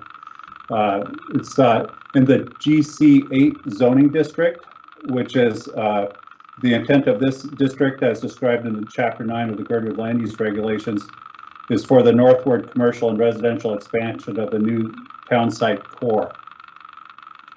Buildings shall continue the human scale and physical character of the core and maintain a strong relationship to the street. Properties along Hightower Road shall express a visible transition from the built-up environment of the Gerdwood Town Square here to the more forested landscape along the northern extension of Hightower Road. I'm going to pop down to the next screen here. It's a little bit closer up of the project itself. The project now consists of 10 townhouse units arranged along California Creek, and in the southwest corner, southeast corner, closest to the Gerdwood Town Core is a commercial building. The commercial building will have a coffee shop and sandwich shop on the first floor and a micro distillery at the west end. And I'm going to pop down here to the next screen. I'll try to speed through this a little bit. So enlarged site plan. This is building A, the commercial building, coffee shop abutting Hightower Road, the sandwich shop in the middle, and then the micro distillery at the west end of the building, furthest away from Hightower Road. And then along the backside here are the 10 townhouses abutting the riparian edge zone, or the creekside edge zone and setback of California Creek. I'm going to show you a couple quick views of the project itself. And the reason why we arranged the property in this manner, where we pulled this building closest to the southeast corner, is to make easy pedestrian connections to the existing Gerdwood downtown businesses, and also not to encumber the condos across the street, put a building right in their sight lines and in their viewscape. The noisy parts of the building, the outdoor patios on the main commercial building are on the south edge. The building is stretched along the south edge for a couple of reasons. One is so that there isn't noise spillover from outdoor decks and patios onto the residential areas, both to the east and to the north, as well as to create microclimates facing directly south. And later on, I'll try to show you a model of how all this looks. This is a view from the north in the parking lots. We have put in quite extensive landscaping to screen the development from the Creekside apartments. And there's landscape buffers between the main parking area and the townhouses. The townhouses have a quasi-private street. This is all configured for fire apparatus access and hose length, hose reach. There's a fire hydrant here right on the corner. The townhouses this will be a nice secluded spot for them, well away from the road, and their backyards will overlook, again, California Creek and the stream setbacks. This is a map of the flood zone, and we're outside of any 100-year flood zone. The commercial building will be outside of any known flood hazard area. Zone X is a 500-year flood zone with a chance of a 1 foot flood incidence every 500 years, or 0.2% per year. So this is actually quite an excellent spot as far as flood hazard. Moving towards the east, of course, we get into the higher flood hazard zones of California Creek to the north there. Next, I'm going to jump into the townhouse set real quick. These are the townhouses. They're 2-bedroom units each. They're total of 2,000 square feet, 1,500 square feet of living space, and 500 square feet of garage space on the first floor. Pretty typical townhouse layouts. two parking spots, one interior parking spot, one exterior parking spot on the first level. Living spaces on the second level, decks overlooking the California Creek, and then decks on the east side looking out towards Alyeska. And then the third floor is just the bedroom units. And I think I jumped over the coffee shop set. So I'm going to jump into the coffee shop building here real quick. And these are enlarged floor plans of the coffee shop and standard shop and micro distillery. Coffee shop is on the east end with arcaded walkways around it in accordance with the Gerdwood land use regulations. And our doorway leading right off onto High Tower, and then a main entry that goes up to the second level off the parking lot. And then this is the covered patio facing south, creating a nice microclimate for both the coffee shop and the sandwich shop seating. And then at the west end is the micro distillery, and the micro distillery would be modeled roughly on Amalga and Juneau, or the micro distillery in Haines, a fairly small scale operation, and mainly for on-site consumption, tasting room.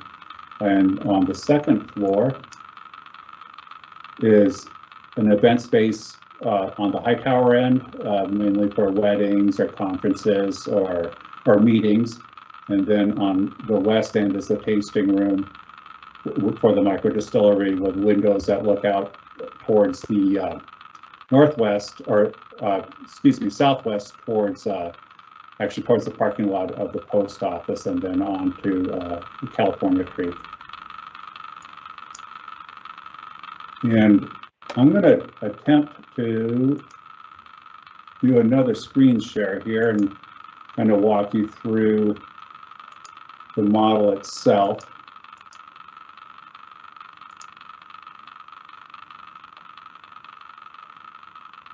So I can see it. Here we go.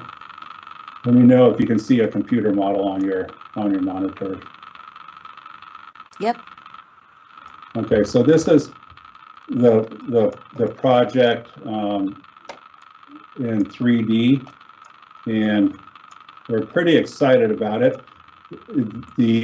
All the buildings that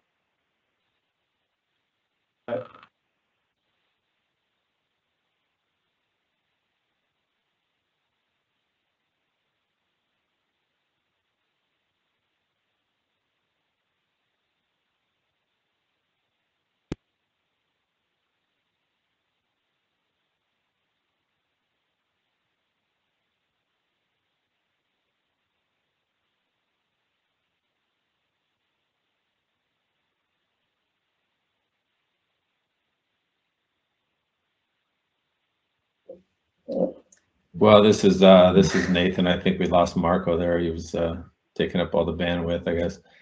Can you guys hear me still? Yes. Okay, so I think he was talking about all the buildings that we're outfitting for solar, just because it's such a great solar or southern aspect to this area. Not only the residential, but the commercial side of the buildings as well. And let's see, I think we lost Marco there. So I guess with that, I don't know if Marco had anything else he wanted to cover, but I believe, like, just from going into the land use committee meeting, that was pretty much the gist of it. I guess I would just ask if there's any questions from the board or the public. Thank you. Any questions from the board? I do see you on a Rick Edgington. Go ahead. Just a quick question. I think you covered this at land use, but it's probably worth repeating now. What happens next? You're muted, Nate. Yeah, there we go. So what happens next? So Mike, as far as our process, this is a master plan that we're required to go through the land use committee and the Gerdwood Board of Supervisors, and then we take it to the municipality. And Marco's been kind of navigating that side of our going through this process, and then once we hopefully get it approved, we're hoping to break ground by the summer. And we definitely have some civil side of things. Pulling in utilities is always a challenge, and so that may take some time. But we're hoping to break ground coming this next construction season. So the master plan itself, once you have a master plan document together, it goes back through land use and GBOS and the Muni, or is this it? This is the master plan document now. Yeah. Okay. Mm-hmm. And with that, Marco can expand on that. Like, hey, one second here. Oh, sorry. There you go. And with that, we decided to go to the master plan because specifically because this lot is GC8, and on a GC8 lot, you're not allowed to have any residential on the first floor, which I think is a good model for like a GC7 type area, like a lot. But with this lot, with the depth of the lot, we're trying to utilize the land where you have residential towards the creek side, and then commercial towards the high tower side, if that makes sense. So right. Yeah, the horizontal mixed versus vertical mixed. Yeah. I've yes. heard that term. Yeah, that's a good term for it. Yeah. Thank you. Okay, I see another hand. Any other questions from the board? Jennifer? Yeah, just real quickly, the diagram that had the parking, I assume I saw that there was for those condo units, or for your townhomes, I'm sorry, there's one parking space inside in the garage, one outside. For your overflow parking, that's the same as your commercial parking area and not the vehicle right of way coming in and out of the units. Is that correct? Could I interrupt real quick? Could you hear that, Nathan? I could. Or repeat it? It was really quiet, Jennifer. Yeah, no, that's fine, Jennifer. It was broken, but if I understand your question, you were asking about the parking for the townhomes and the access to the townhomes. Is that your question? Yeah. Yes. Okay. So the access to the townhomes would be through the private property, and those parking models that we see right now are what we currently have in place per Title 21. However, there's a new parking model that like individuals like Mike are working on, where that would change specifically for Gerdwood. However, our parking models that Marco is showing here is what's currently in place for the municipality. So depending on what happens with the new parking standard for Gerdwood, this could indeed, be adapted and changed. If that answers your question, I'm not sure if it does or not. So, sorry, can you hear me now? Yeah. Yeah. Okay, so specifically, the overflow parking for these units would be the same as the commercial parking, but what you're saying is with some of the revisions in the code, there might be a decrease in the overall parking required. Is that correct? It depends on that code. Like right now, we're banking on the code that's in place now. But yeah, the overflow parking for the townhomes would be absorbed within would be absorbed on site. Thanks. That's great. Okay, I have a question from C. Thank you, Brianna. This is Christina Hendrickson. Congratulations, Ellis family. I'm really excited to see this move forward. I think there's going to be a lot of Forest Fair vendors that are going to be very disappointed they can no longer park at the Domains lot that the Rotary have run for the past couple of years. Yeah. As you go through and navigate the master plan process, just a couple of notes as someone who lives at 150 Hightower. So the parking has already been discussed, and there are currently most of the staff that work at the clinic have been parking at the post office, especially during the construction. One of my comments as a citizen for the clinic's construction was the impact on parking, specifically since they've got Ski Inn on one side and they've got Chair 5 on the other side, etc. It's going to impact the overflow parking of the post office. Now, most of us locals, we know that we're pretty much in and out of that, but that one-way transit that is for the viewership online, that basically is like a big jug handle. That's one way, and it's specifically just for the big 18-wheeler that comes and delivers our mail on a regular basis into the back of that. So just making sure that you guys have adequate parking, especially since I see that you have a potential building B. And so ensuring that you've got that encapsulated for just a cumulative effect on the parking of the downtown area. The second point that I'd like to bring up is that you do not have a direct crosswalk over Hightower onto our bike path. The nearest one is down at the corner around the grind leading over to the post office. Your next one isn't actually up until Creekside. So if you do have families that might want to inhabit these areas that might want to safely cross, I doubt very much so that they're going to go down across the parking, past the real estate office and across at the grind to get on the parking lot. You know, they're going to take the easiest path, which is directly across. So something to consider from a safety component for those that want to utilize our bike path going forward. The third thing that I would mention is that should we have a movement towards the Holton Hills, which will be further down Hightower in the next couple of phases that is being projected for that development, just checking in with the United States Postal Service to determine whether or not the postmaster has enough post office boxes for our growing footprint here in Girdwood. We have 1,500 plus full-time residents. We're supposedly have about 3,000 that may or may not have post office boxes. Just wanting to make sure that you guys can accommodate those that potentially could afford these to live full time in the community.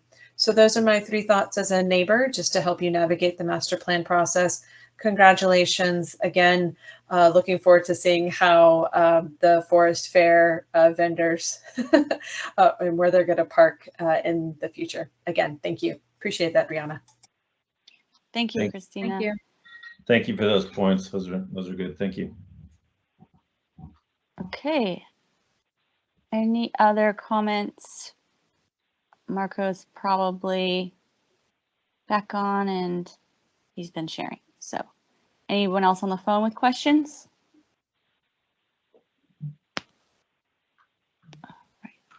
Quick question. Where did I get cut off? I think I got cut off again. Nathan, you want to answer since you know it? Yeah, Marco, we were just talking about the orientation of the buildings and both the residential and the commercial side of it, the orientation most likely for the solar. And I just kind of picked up at that point and then fielded some questions. Okay. Did you hear my spiel about the development master plan? No, we're going for that. I'm not sure if it's worth reiterating again, but maybe I'll just give a quick synopsis. The permitting process that we're pursuing with this is a development master plan rather than an administrative site plan or a conditional use permit.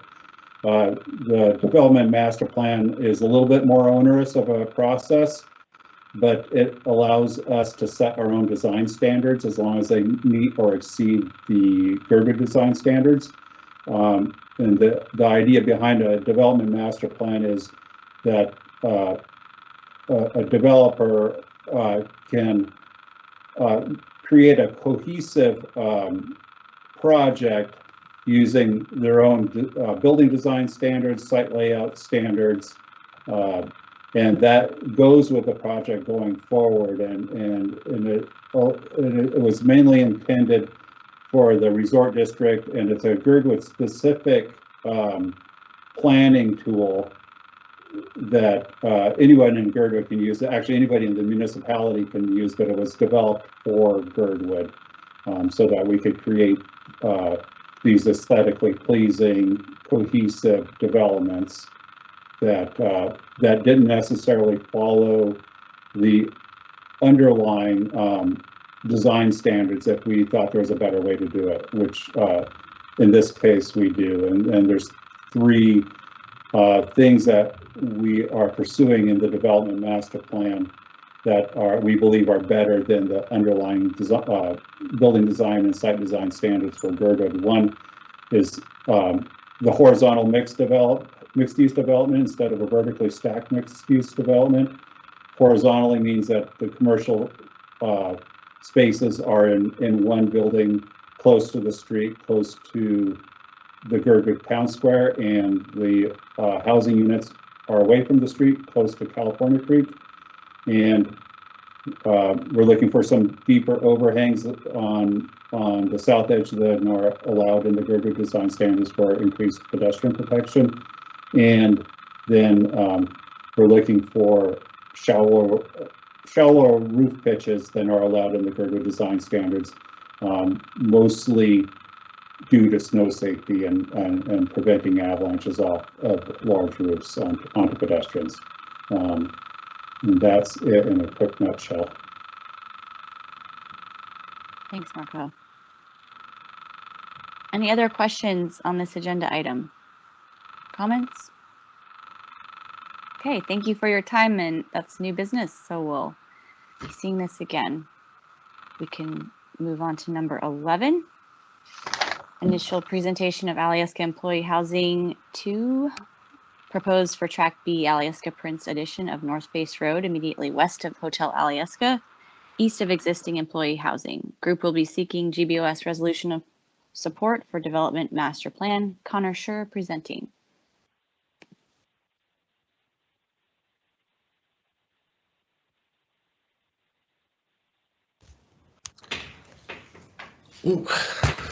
Hello, everyone. You can hear and see me. Yes. Great. But we're still, Yeah. oh yeah, that's your sharing screen. Go ahead. Thanks, Connor. Yes. Oh, that must be in the packet. Okay, sorry. It was open on my screen and I saw it twice. Happy Alaska Day, everybody. I'm here from Z Architects. This is Connor Schur, and I'm presenting on behalf of Alyeska Resort for a new employee housing project. They're looking to develop a new employee housing building just adjacent to the existing employee housing building on Track B, so just west of the hotel. And it's going to be larger than the existing structure and include more units with a varying different type of layout, and I'll go through that a little later on. We are also going to be pursuing a development master plan for this project. It's a requirement for the zoning district, but it also gives us an opportunity to revisit some of the land use code requirements that we can propose alternatives for. And I will run through some of those briefly as well. And so we will be planning on going before the Planning and Zoning Commission in January, or sorry, early February. We still haven't gotten the dates for those yet, so I can't give you a hearing date. So we'll be seeking a letter of support from the Gerdwood Board of Supervisors probably in January. Basically, once our application is submitted, it's sent out to reviewing agencies within the municipality, including the Board of Supervisors, and they'll have a chance to comment, and we'd hope for a letter of support for this project. The goal is to have it under construction next summer, so we're running through some of the permitting the pre-permitting, early permitting steps right now. We have contacted the Corps of Engineers for a jurisdictional determination on whether or on if the site contains wetlands, and we can go through that if anyone has questions. We're still waiting for a response from them. We are also going to have a pre-application meeting with the planning department probably next month to go through the development master plan application as well as the design and some of the site design that we're doing. We submitted the drawings for proposals from consultants, so the engineers, and we got those back today. So we'll be distributing those to Alyeska for approval. So design will start up pretty quickly, and obviously any questions about the design can be sent over to our office. So myself, Connor at zarch-ak.com, or just stop by the office. Any questions about the operations plan or sort of the future of the project should probably go towards Alyeska staff. So Mandy Hawes there at the resort has said that she can be the contact person, and she's a local resident, so probably a lot more approachable for some residents than contacting the owners. So I'll jump into the drawings if I can share my screen. Here. That's annoying. All right, bear with me.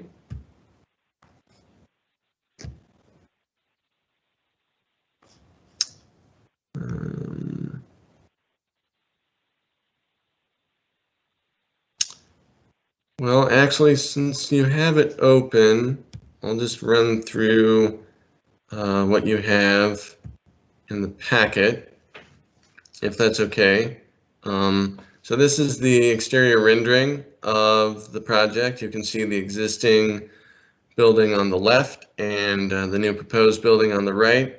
We had two questions from the Land Use Committee last week. The first was about the size and mass of the building, and we'll pull up the site plan here shortly, but it has basically the same footprint as the existing structure, but it is a story taller, and just because the existing building is actually three separate structures and there's a lot of space for circulation, and this building has a denser layout, as we'll get into. It does sort of pose a larger presence on the site. It still is under the maximum height requirements. I have those, but I won't say them off the top of my head because I'll probably get them wrong. But it does sort of pose a larger footprint, but it's not. We don't anticipate it being visible from any residential area. That's a requirement of the development master plan, and it's really not visible from the hotel because of the different layers of vegetation between Track B and Track A, and there really won't be impact to the trail users in Moose Meadows either. Let's see, the second question was about the ecological and environmental impact of the development. And we can propose a couple of design strategies that will help reduce the overall energy consumption of the building and overall operation cost. Right now, I haven't gotten any direction for any sort of passive or active systems, but we're brainstorming ones that we can propose, and completely open to any ideas from the community. I know that the person who asked the question had brought up some resorts in the lower 48 that were using like energy offset for some of their projects and operations. So things like that probably would be, I think, more of a general resort suggestion and not really pertinent to this project specifically, but definitely trying to move towards a more sustainable development practice for the resort. And we can go through some of the site impacts. So can you scroll to the site plan, please?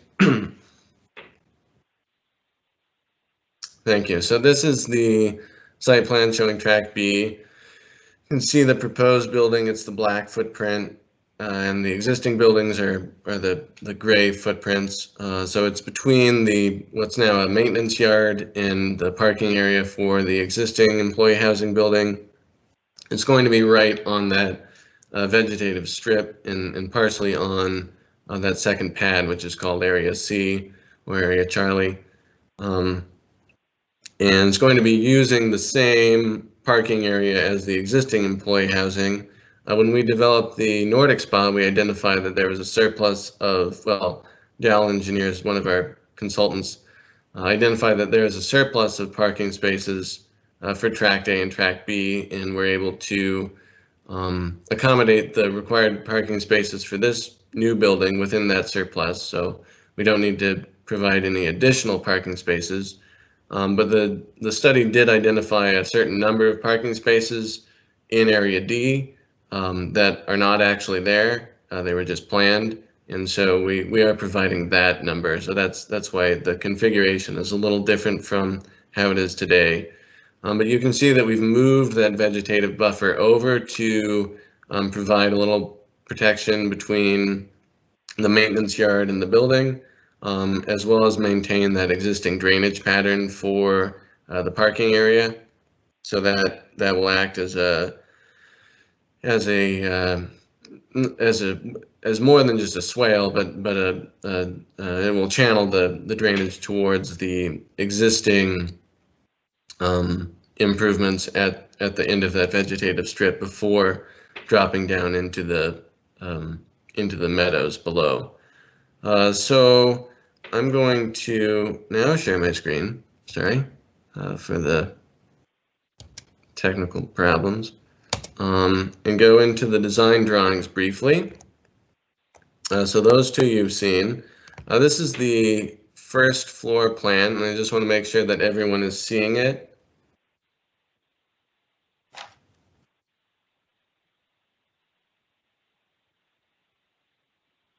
Hello? Am I still live?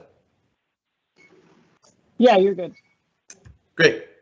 And you can see the floor plan? Yep. Yes. Okay, thank you. I only have one screen open, so I can't, if you're making faces at me, I can't see them.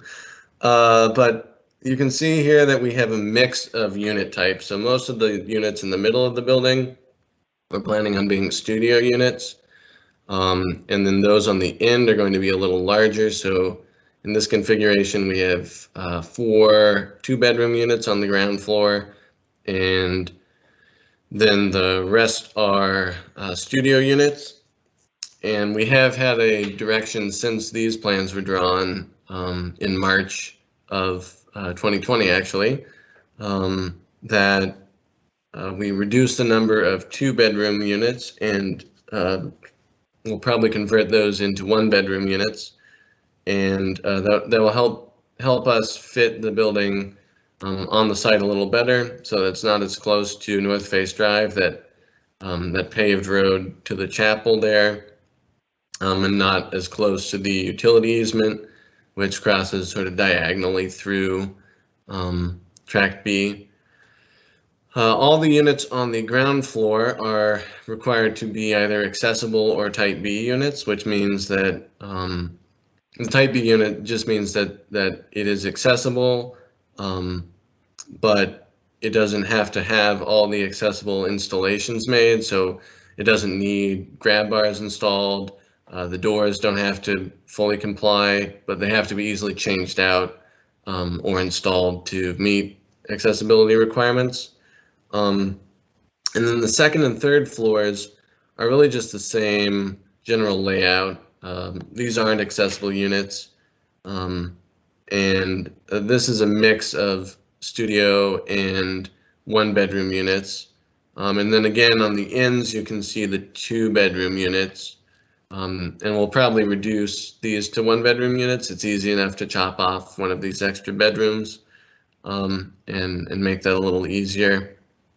The plan for the occupants of the building is to have sort of mid-level employees, and so it's going to not quite be the more dormitory style living of the existing employee housing, but still have a little more mobility of the occupants in this building, with the possibility of roommates in some of the 1-bedroom and 2-bedroom units, as well as just a single or 2-person occupancy in the others.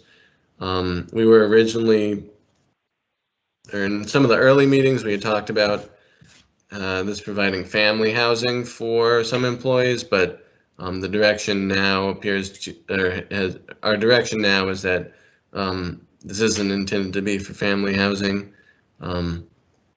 So we can go into some of the code changes of that. I'm just going to pull up briefly. Oh, I don't have an elevation, but you can see the a larger scale of the units. These are some of the accessible units, so pretty standard entry with an entry closet and bench. It's nice that they have their own laundry area, as well as a pretty full kitchen, and private bedroom, and then a really functional an actual living room. And even the studio units provide all those same accommodations, just without a lot of those interstitial walls. So we're planning that it's going to be nicer accommodations than are definitely there existing, and hopefully attract the type of employee that the resort are expecting. The other thing I'll mention is that for each of the floor plates, there's going to be unit storage as well as bike storage for the units and for just the residents in general. And we've found both through observation and anecdotally that a lot of the current employees of Alyeska have a lot of nice gear, and so it's always a challenge to sort of protect that and keep it secure if it's just left outside.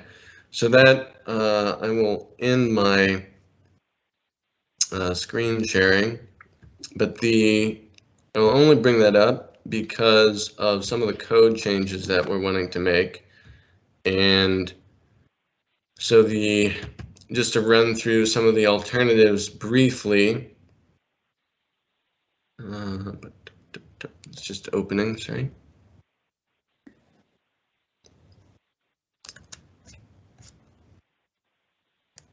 A lot of them have to do with the appearance of the building, that we're trying to combine both the design standards in Chapter 9 as well as those in the resort design guidelines. And so if I can pull up to the beginning here. So one of the main changes that we're making is that we're increasing there are certain requirements for certain densities of residential, and because this is already going through the development master plan process, we're just asking for relief from some of those because it's basically duplicative. Excuse me, I brought up the family housing thing because the code currently requires multifamily projects provide a child's children's play space, and because we're not anticipating having children or a lot of children in the building, we're going to propose that we not provide this, and but we are proposing a trail connection to the Moose Meadow trails, so hopefully that will be seen as an equivalent alternative. There isn't a property boundary between Area Charlie and Area Delta, the two parking areas, one with the maintenance area. So we're proposing that we're providing a vegetative buffer between the two uses, one being residential and the other being industrial. Similarly, we're looking at proposing an alternative for the lighting requirements in Chapter 9 to try to reduce the glare of the building. Currently, the parking area is overlit, and so reducing that lighting as well as changing out the fixtures will help reduce the glare to residents. Another alternative that we're proposing is that the walkways to the section of code speaking to pedestrian circulation talks about connecting basically the main entrance of the building to a right-of-way with a designated path. And so what we're proposing is a path that connects to the existing trail system, as well as a pathway along the parking area in Area D, but not proposing an additional trail connection. There is a trail connection to the trail along Arlberg from the parking area. So the concept is that there still is this pedestrian connection through them all, and with snow maintenance and kind of the existing infrastructure there, it's hard to designate a pedestrian area and a vehicle area, and it does sometimes end up being safer for the pedestrians to be in the same vehicle area, just because of visibility. Let's see.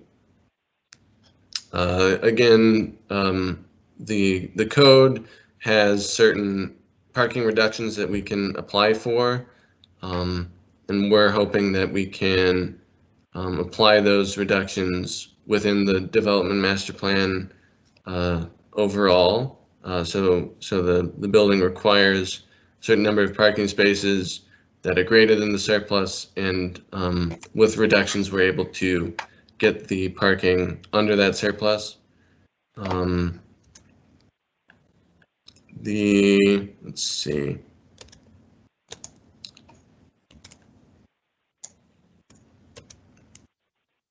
And then another of the requests that we're making is that the current code in Chapter 9 requires 40 square feet per dwelling unit of enclosed, covered, and secure storage for bikes and other belongings.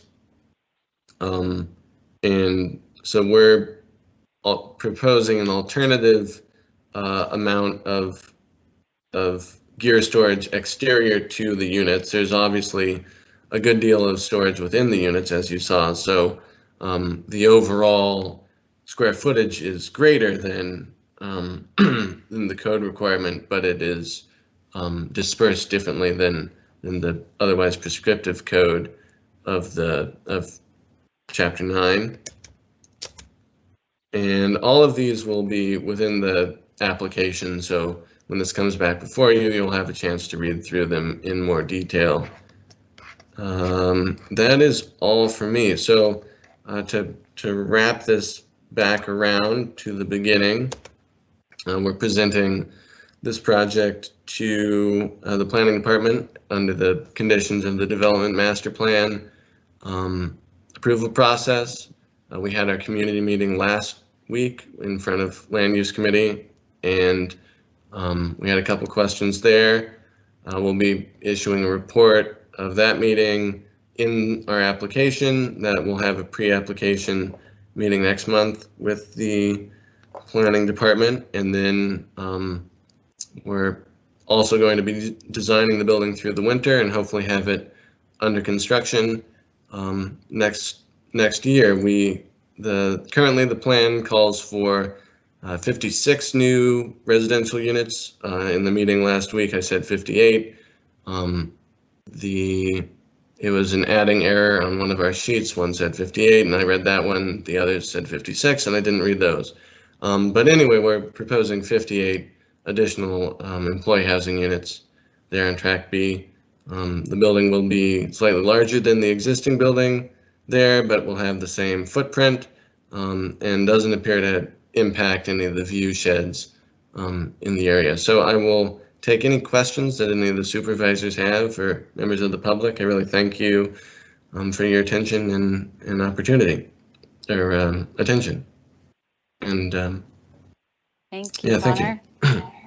Thanks for adding in all the land use committee data as well. Okay, I guess you can hear me. Any supervisor questions? So we can carry on with this new business tonight. I see a hand. Jennifer. Hi, Connor. Thanks for all of that. Could you just talk a little bit about the vegetative buffer, and if that's going to be just letting whatever grows shows, or is there a specific plan for that area? Could you hear that, Connor? Yes, thank you for the question, Jennifer. So we do have a landscape architect on the project, and so we are designing that area to comply with both the general vegetative revegetation standards in Chapter 9, as well as meet the L2 buffer standards in Chapter 7 for perimeter landscaping, with the idea that this would also be able to be counted as natural retained vegetation for to meet that requirement in the code. I hope that answered the question. I wasn't sure on the details, but no, that's a good start. Thanks a lot. Mike. Yeah, I didn't quite understand the. You said there were some proposed changes to the 2-bedroom space and make it to the 2-bedroom units to make them 1-bedroom units or studio units. Is that going to reduce the number of units overall or increase the number of units, or would it be the same but just with fewer bedrooms? Thank you for the question, Mike. Yeah, that's a good one. We think that it'll be the same number of units, but they will be just a different configuration. They're all based on, a unit of measurement module, and so it's just changing one block sort of out for another. It will end up reducing our parking load because of just the fewer number of bedrooms, though. Okay, and those numbers will be finalized, at least the number of units and the number of bedrooms, by the time you're in front of planning and zoning. Yes, that's correct. Okay, thanks. All right. I don't see any other hands. Anything else from the public? Right. Thanks, Connor. I'll see you again. Thank you. Looking at new business number 12. Can I just yes? Can I just propose we extend the meeting until 10:30? Thank you for doing that before we move it on. Do I hear a second? I'll second. Okay, thank you, Jennifer. Meeting is pushed till 9:30 this evening. Okay, and agenda number 12 was amended. So, Margaret, could you read it, please? Yes, I think our agenda topic now is Gerdwood Community Land Trust request for GBOS resolution of support for grant applications and other fundraising by Girdwood Community Land Trust. But if Crystal wants to make changes to that, she's. Hi, everybody. Thank you, Margaret. That sounded wonderful. And just to dive straight in, I'll give a little bit of background. This grant was brought to me just a couple days before the deadline to add an agenda item before land use. So I took that opportunity, added it to the land use agenda because I had a deadline to submit that was before our next meeting. And so because of that, I asked it got moved to old business, and then a vote was taken, and it was 26 in support and 0 opposed. So it did have considerable support, but what I found, I was finally able to get a hold of the grant lead following the land use meeting, and found out that Gerdwood is not eligible for the rural cap grant because I guess we're not rural enough because we are part of the municipality. So with that, there are other opportunities that I think are going to be coming up. And again, it's kind of like that rural cap grant where sometimes the deadlines are pretty quick to turn in an application for a grant. And so I want to be prepared and be able for the opportunity to submit for that. So anyhow, basically, I'm looking for a statement of support to seek grant funding for community gardens, infrastructure investment, improving food security, expanding access to locally grown foods, building community resilience, sustainable food systems. Those kinds of things are some of the things that Gerdwood Community Land Trust is specifically interested in doing. And basically, as we see grants come up, which kind of fall into those categories, we're interested in putting forward requests for funding so we can pay for some projects. So I understand, this is a new business item. I intend to keep it a new business item until I am prepared for it to go to old business, and I'm happy to answer any additional questions. Thank you, Crystal. Sounds clear, and I'm glad that can work. Unfortunate that we're not rural enough, perhaps. Mike has a question. Yeah, I didn't completely understand your last point, Crystal. So you're saying this will be sitting here and then it can move to new business as soon as you have a specific grant in mind? Is that the plan, or is it to move it to new business for a sort of general supporting letter that could be used in a variety of different applications? I would like this meeting for it to be considered as new business, where I'm kind of bringing it into the community's awareness. The Gerdwood Community Land Trust is specifically interested in turning in grant applications for these particular purposes. I think one day we will reach a point where we're hoping to get grant for housing projects, but we're not there yet. So I want to specifically kind of tailor this to strictly community garden infrastructure, and those things that I just mentioned. And so, but I do understand the process and I respect the process. And so when it's appropriate, it'll be up as old business. So when you say when it's appropriate, do you mean when you have a specific grant in mind, or do you mean when it's, I'm not quite sure what you meant by that. I don't think that, just kind of like what just happened with the Mountain Bike Alliance or Bikewood, excuse me, that they need these letters of support in order to submit grants. And I don't believe they mentioned a particular grant in particular. Yeah, that's what I meant. So you want to say it's basically the same thing as Bikewood asked earlier, but in the context of community gardens. Yes, correct. Thanks. That's what I was trying to get. Thanks. Okay. Any other hands for Crystal? All right. Thank you for your time tonight. If there's nothing further, we can move to number 13, agenda item LUC 2110-08, HLB request for GBOS resolution of support for rezone of approximately 6.6 acres from GIP, institutions and parks, to GR3, residential, located within Tract B, Gerdwood Elementary School, subdivision plat 85-38.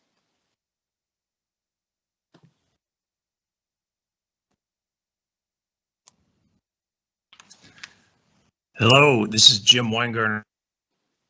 I'm acting director for real estate for the municipality of Anchorage, and appreciate you hosting us tonight. Just want to talk about this 6.6 acres that we're going to rezone from GIP into GR3, and that's in support of the Gerdwood development, the 2021 RFP development that's going to extend north of there, and it's going to allow for some additional residential lots to be included in this area as the road moves up through that area. So it's let's see if I can share my screen here.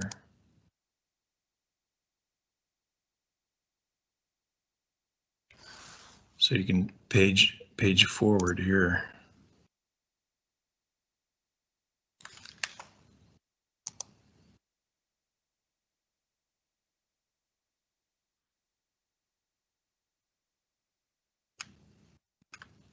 Uh-oh, did I lose you? No, it looks like it's showing. No, we're still here. We're looking at your copy of the agenda. Yeah. Well, can you go ahead and page up? I'm not seeing. Let's see.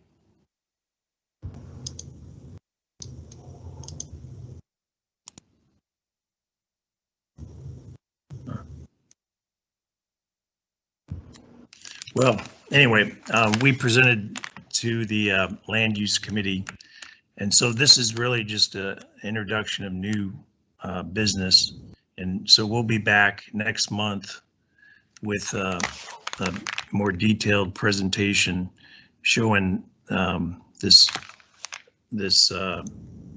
rezone in more detail, and ultimately we're going to go before the Planning Commission, then in next year, February, and then before the Assembly in March and April. And so, we did have a meeting with the Land Use Committee a couple weeks ago, and some of the questions we had there were, how far is it from the school? And we measured it was about 200 feet at the closest place, and then 300 feet at the furthest point. And another question was, would the school be wanting to expand into that area? And I discussed with the representative from the school district, and they said that at this point they do not have any plans to expand into that area. In the 2040 plan, it's not included. The school's currently at 70% occupancy or capacity. And then they added about 30,000 square feet in 2015. So that doubled the size of the building just 6 years ago. So that looks pretty good. Then another question was the Athabascan Trail. Where exactly is that? And I haven't come up with a map of that trail yet, but I found a description of that trail, and it's all on school property. So there's no conflict, because the school property is all in this area, and then this is HLB property up here. So we shouldn't have a problem with any kind of conflicts with the Athabascan Trail. So that's all I've got for this evening. We're going to be back to talk with you as old business in about a month.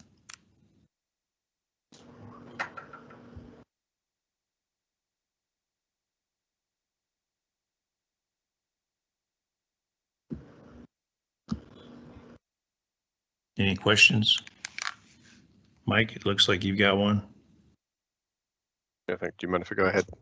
Brianna? Yeah, go ahead. Yeah, just a couple of questions. I think the issue about the Athabascan Trail wasn't so much whether it was on that land, it's how close does it come. I did some very informal measurements, and it looks like it's within, 10 feet probably of the boundary. So at the moment, that's a trail through the woods, and obviously if it's that close to the rezoned land, it would be a trail through people or right next to people's backyards, which would be a very different experience. So I think that was where partly some of the questioning was coming from last week. And my other question was, I think part of the justification is there's a lot of multifamily GR5 land which has been taken up by the cemetery, and this would be replacing it. But this is GR3, which is single family, which is quite a different use. And I just wonder why specifically GR3 rather than one of the other land use designations. Well, we're matching up with what we have there just to the north. It's going to be part of phase 1 of the development. So we're just matching that.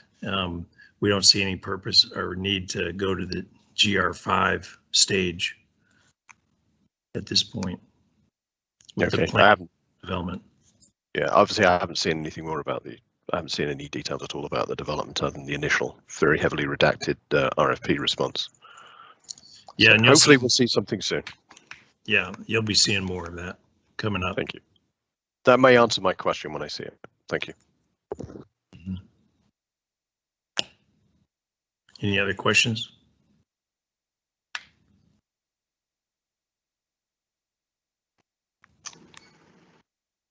Yeah, if I could ask a question, if that's all right. Sure. This would, like the development up above it, this is going to exit out onto Crow Creek Road. Is that correct?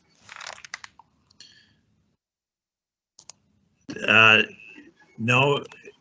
Well, yes, it is. It's going to have the north exit is going to be up through Crow Creek ultimately, and you'll, like we just mentioned, the developer is going to be presenting the actual layout to you in the future here. Okay. Can you see that? That's a little better, a bigger picture of the development. Actually, this one's good too. So you can, this is the tract we're looking at rezoning, just the southern portion of, and then the road will come past the school here, and then it's gonna, this is a water line. It's gonna follow that water line.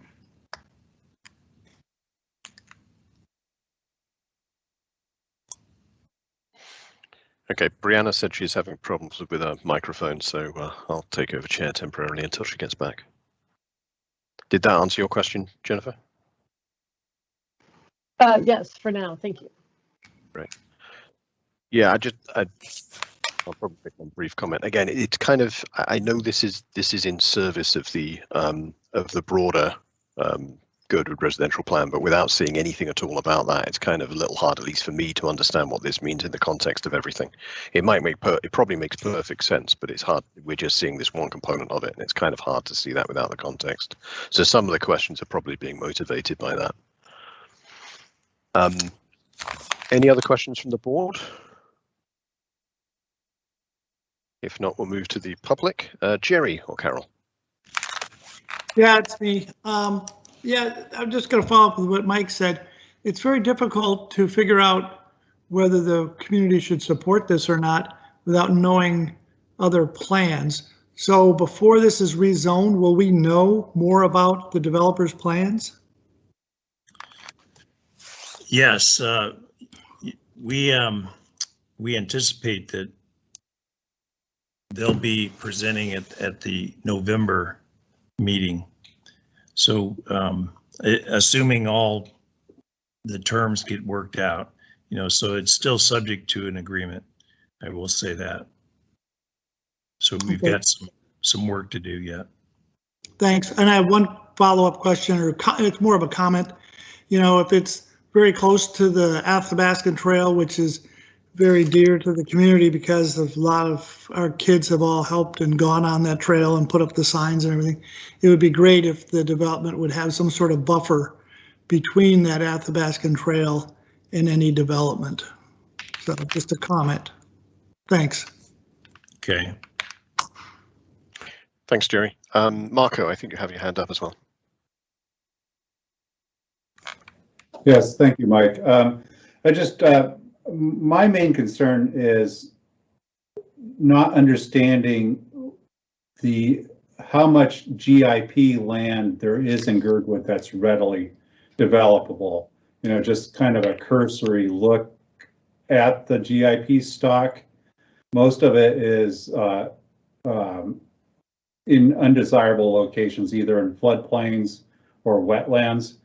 And I'd be hesitant about relinquishing a piece of land that's actually fairly readily developable, and without an understanding of our needs in the future and where we can accommodate those needs. I don't know what those needs are. Last week you talked about the potential for a high school in 20 years.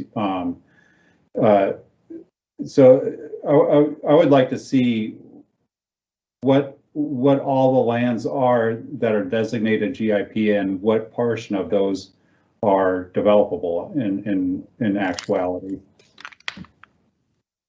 before we give up a piece that is obviously developable because there's interest in it.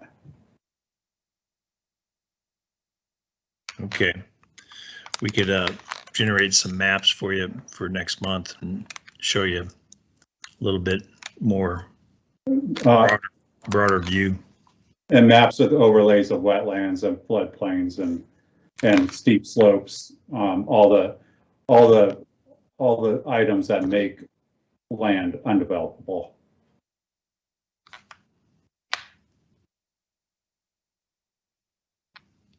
Okay. Mike, this is Brianna through the chair. Can you hear me?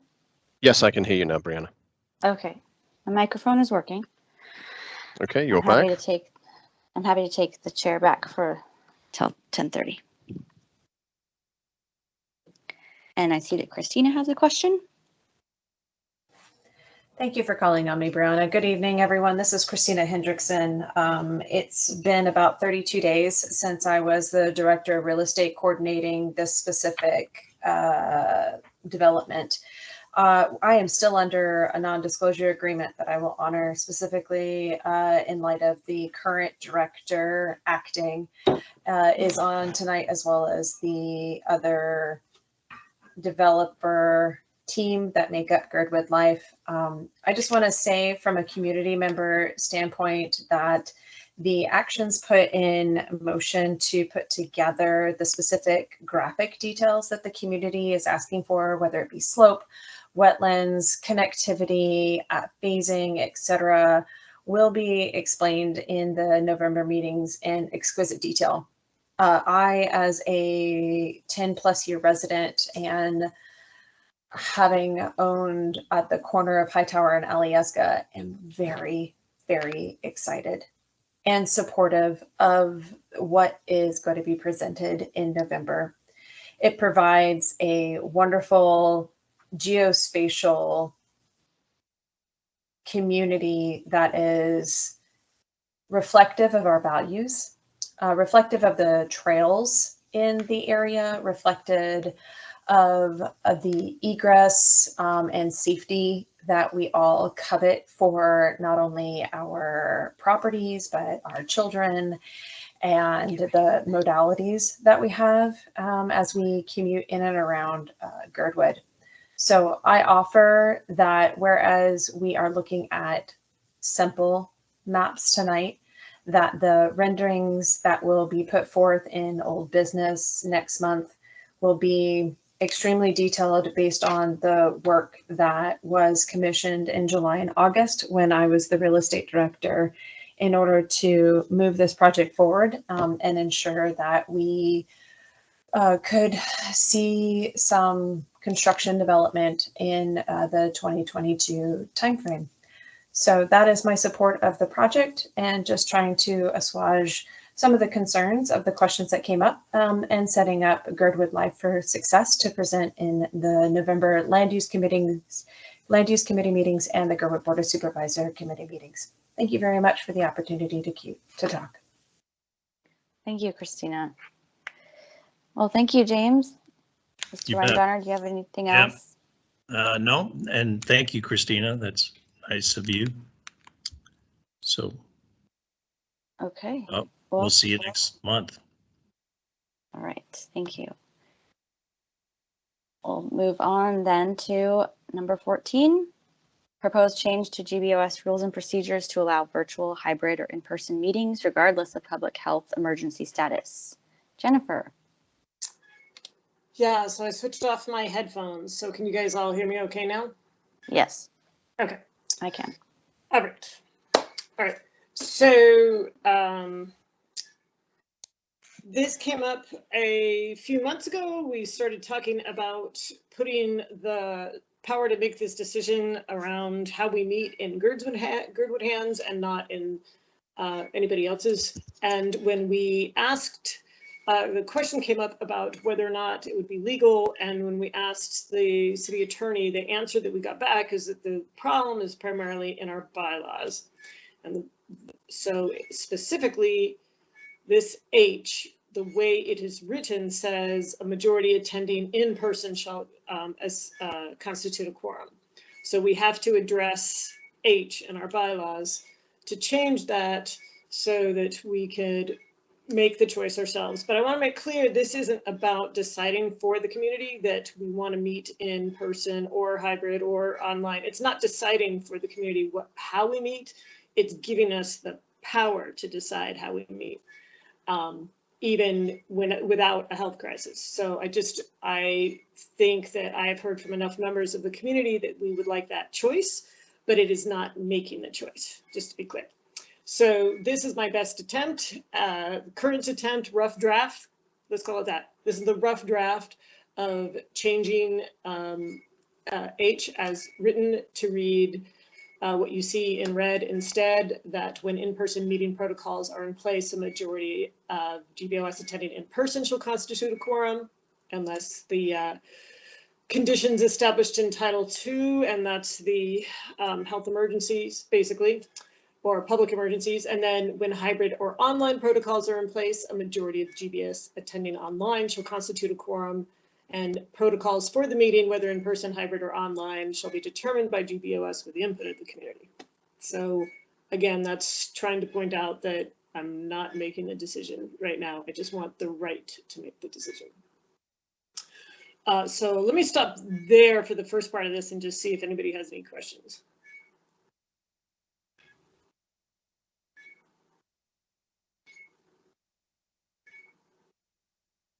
Mike. Yeah, so this looks fine. I agree with it all, except we probably want to put a bit more detail about what the process is for deciding of, you know, whether we can flip at the last minute, whether we change every month, you know. What I think that the change in venue would probably be a long-term change in venue would probably be good. If it would be better if we provide a sort of longer notice period for that, for example. I don't know what those changes are. I'm just thinking there's probably a little bit more detail needs to be added here. But this looks fine as it is. It probably just needs just a little bit more. Finesse? Yeah. Okay. But that's what this discussion is for, isn't it? Well, yes, partly. Funny you mentioned that because I was going to try to rope you into the process. So yes. Is that it? Is there anything else? No, it looks fine. Okay, there's one other thing I'd like to draw attention to, and this came up in the attorney response as well, and that is, Margaret, if you could scroll down. Yes, thanks. It's F. I have it down as page 10. Let's see, it's Article 6, F. Yes, right here. The funny thing about the way this is written right now, is a little bit odd, and I think that it was designed to address a virtual meeting, but it specifically says telephone, and I was inclined to leave it as telephone. I was a little bit inclined to just leave this in because its telephone is different from online. But it's got a funny thing, this last sentence, it says, in which case members participating via telephone may vote on items before the board, basically if they are part of a quorum. But the way it's written, it makes it seem that if they are not part of the quorum, they can't vote. And then maybe that's how I'm reading it, but that is how I read it. And so I am proposing striking that out. But if anybody has any feedback about that or reads it differently, I'd be interested in hearing.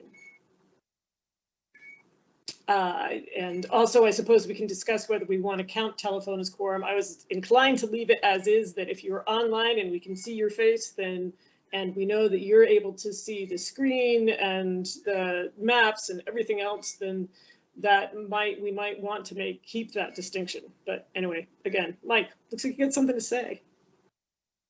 Oh, actually, I meant to take my hand down, but I do have something to say. Okay.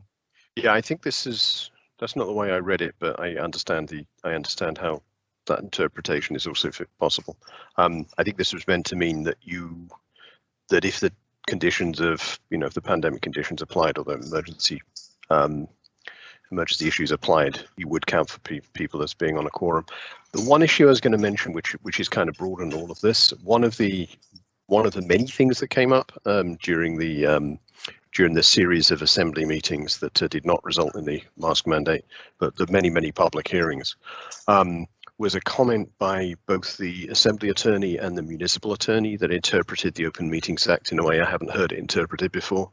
And they interpreted that if any member of a board is attending remotely, then the public must also be able to attend remotely, probably live, or at least see the process live remotely. I think that was a novel interpretation. I definitely haven't seen that written down anywhere else. And I think we should probably get clarification on that, and that may be something we want to fold into this as well. Okay, I'm not totally clear on that because I didn't hear that part of but I can get clear on that with you later. Okay, yep. So that'll probably be a request to Kyle or Margaret to follow up with their attorneys. Okay. Thanks, Jennifer, for all your work on this. I know you're definitely keenly interested in it, and it's great to have you working on it. Thanks, guys. So we'll stay tuned. Anything else from the public for this topic? Anything else, Jennifer? Okay. Actually, I did have one follow-up question. Are we still intending to send out a survey to the community just to get their general feedback on remote meetings or online meetings in the future? That's a good question, but I viewed it as kind of a moot point if we don't have the right to do it. So I kind of thought, that's why fair. Bother the community with that until we know for sure that we can actually do it. Right. Okay. And Kaylee, you have your hand up. Just briefly, I wanted to thank Jennifer for working on this as one of the members of the public that agrees that I'd like us to have the right to do it and not be tied to any pandemic-related orders or mandates. I just want us to have the right to make that decision. So thank you, Jennifer. Thanks, Kaylee. Right. Thank you for the follow-up, Mike, with the survey question. Okay. Moving on, so we can wrap up almost. Number 15, request for GBOS resolution of support for an application for the EPA Recreation Economy for Rural Communities grant, deadline November 22nd, 2021. Margaret. Yes. Here, I'm scrolling down. This is an example of a grant opportunity that's just been announced, and to be honest, I don't know a whole lot about it. There's a webinar that I'll be attending, and I think this is one that Crystal might be looking at as well. Sorry, it's really far down here. So I just copied and pasted a little bit of information from the website on this project. Basically, this looks like planning funds, or not even funds, planning assistance for what Kyle and I were considering is perhaps park planning. We need a master plan for our parks to include probably the Gerdwood Park / Forest Fair Park and the soccer field area. And then when you start thinking about that, then there come to be some other ideas as well. So anyway, I'm looking forward to attending the webinar in a week or so and finding out more about what we can do. But in any case, the applications are due at midnight Eastern time on November 22nd. So in order to position ourselves in order to apply for the grant and have a local letter of support, we just wanted to present this at this time, and we'll have more information next month.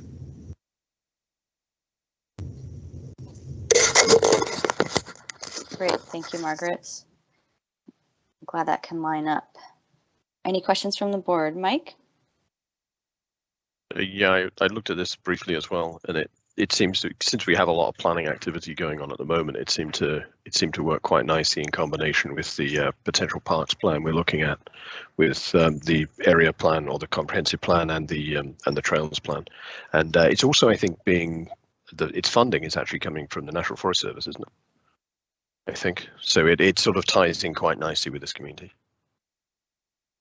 Yeah, it seems like there's a lot of synergy with our situation. It does definitely lean toward communities that can demonstrate a disadvantaged element, which of course we can,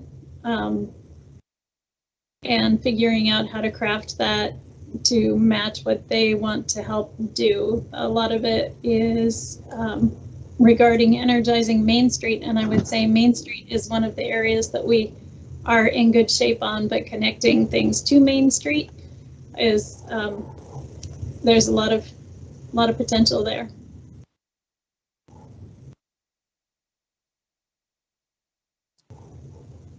I see Kaylee. Kaylee, is her hand still up? I believe my hand is down, but thank you. I'm good. Thanks. Okay. Okay. Yeah, Good points, Margaret. If anybody else wants to attend the webinar, I would be happy to share the information to sign up. Send me an email and I'll hook you up. Excellent. Great. Actually, that would have been a good question. So thank you, Margaret.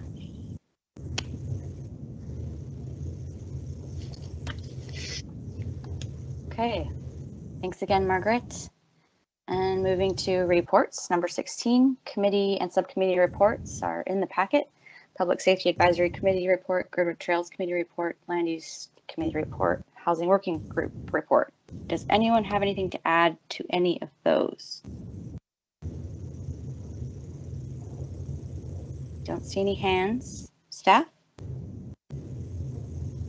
I would point out that the library has really done a tremendous job with additional outreach. In addition to regular sort of library duties, they've been hitting out and getting those library cards out to people, meeting with Alyeska staff, and then the efforts for vaccination for flu and for COVID are also being coordinated through the library system, which I think is a really neat way to go about it. So it's been great to be working with them and getting all of this out.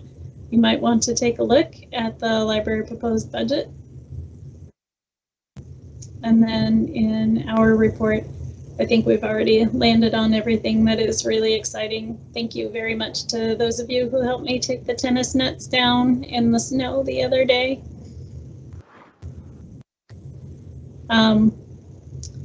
And there's the budget information as well. So nothing else to report. I do have one thing, is that I did confirm that our budgets as presented from OMB to the Assembly are as what GBOS approved. So there is not any changes that from what was originally approved by the Gerdwood service area. So it looks like that is moving forward. Yeah, I think the slight confusion there is the way they're presented in one is with IGCs, and then we approve. Sorry, we approve them with IGCs, and they're presented in the assembly without IGCs. So it looks smaller, but it isn't. Correct, but they also our IGCs are based on the previous year, so their estimates for IGCs are different. So yeah, we're on our operating sides. We're where we need to be. Yep. Thank you. Good. Okay, any other questions? I'd entertain a motion to adjourn. Move to adjourn. Seconded. Second. All right. Good night. Thank Good you, night, everybody. everyone. Thank you.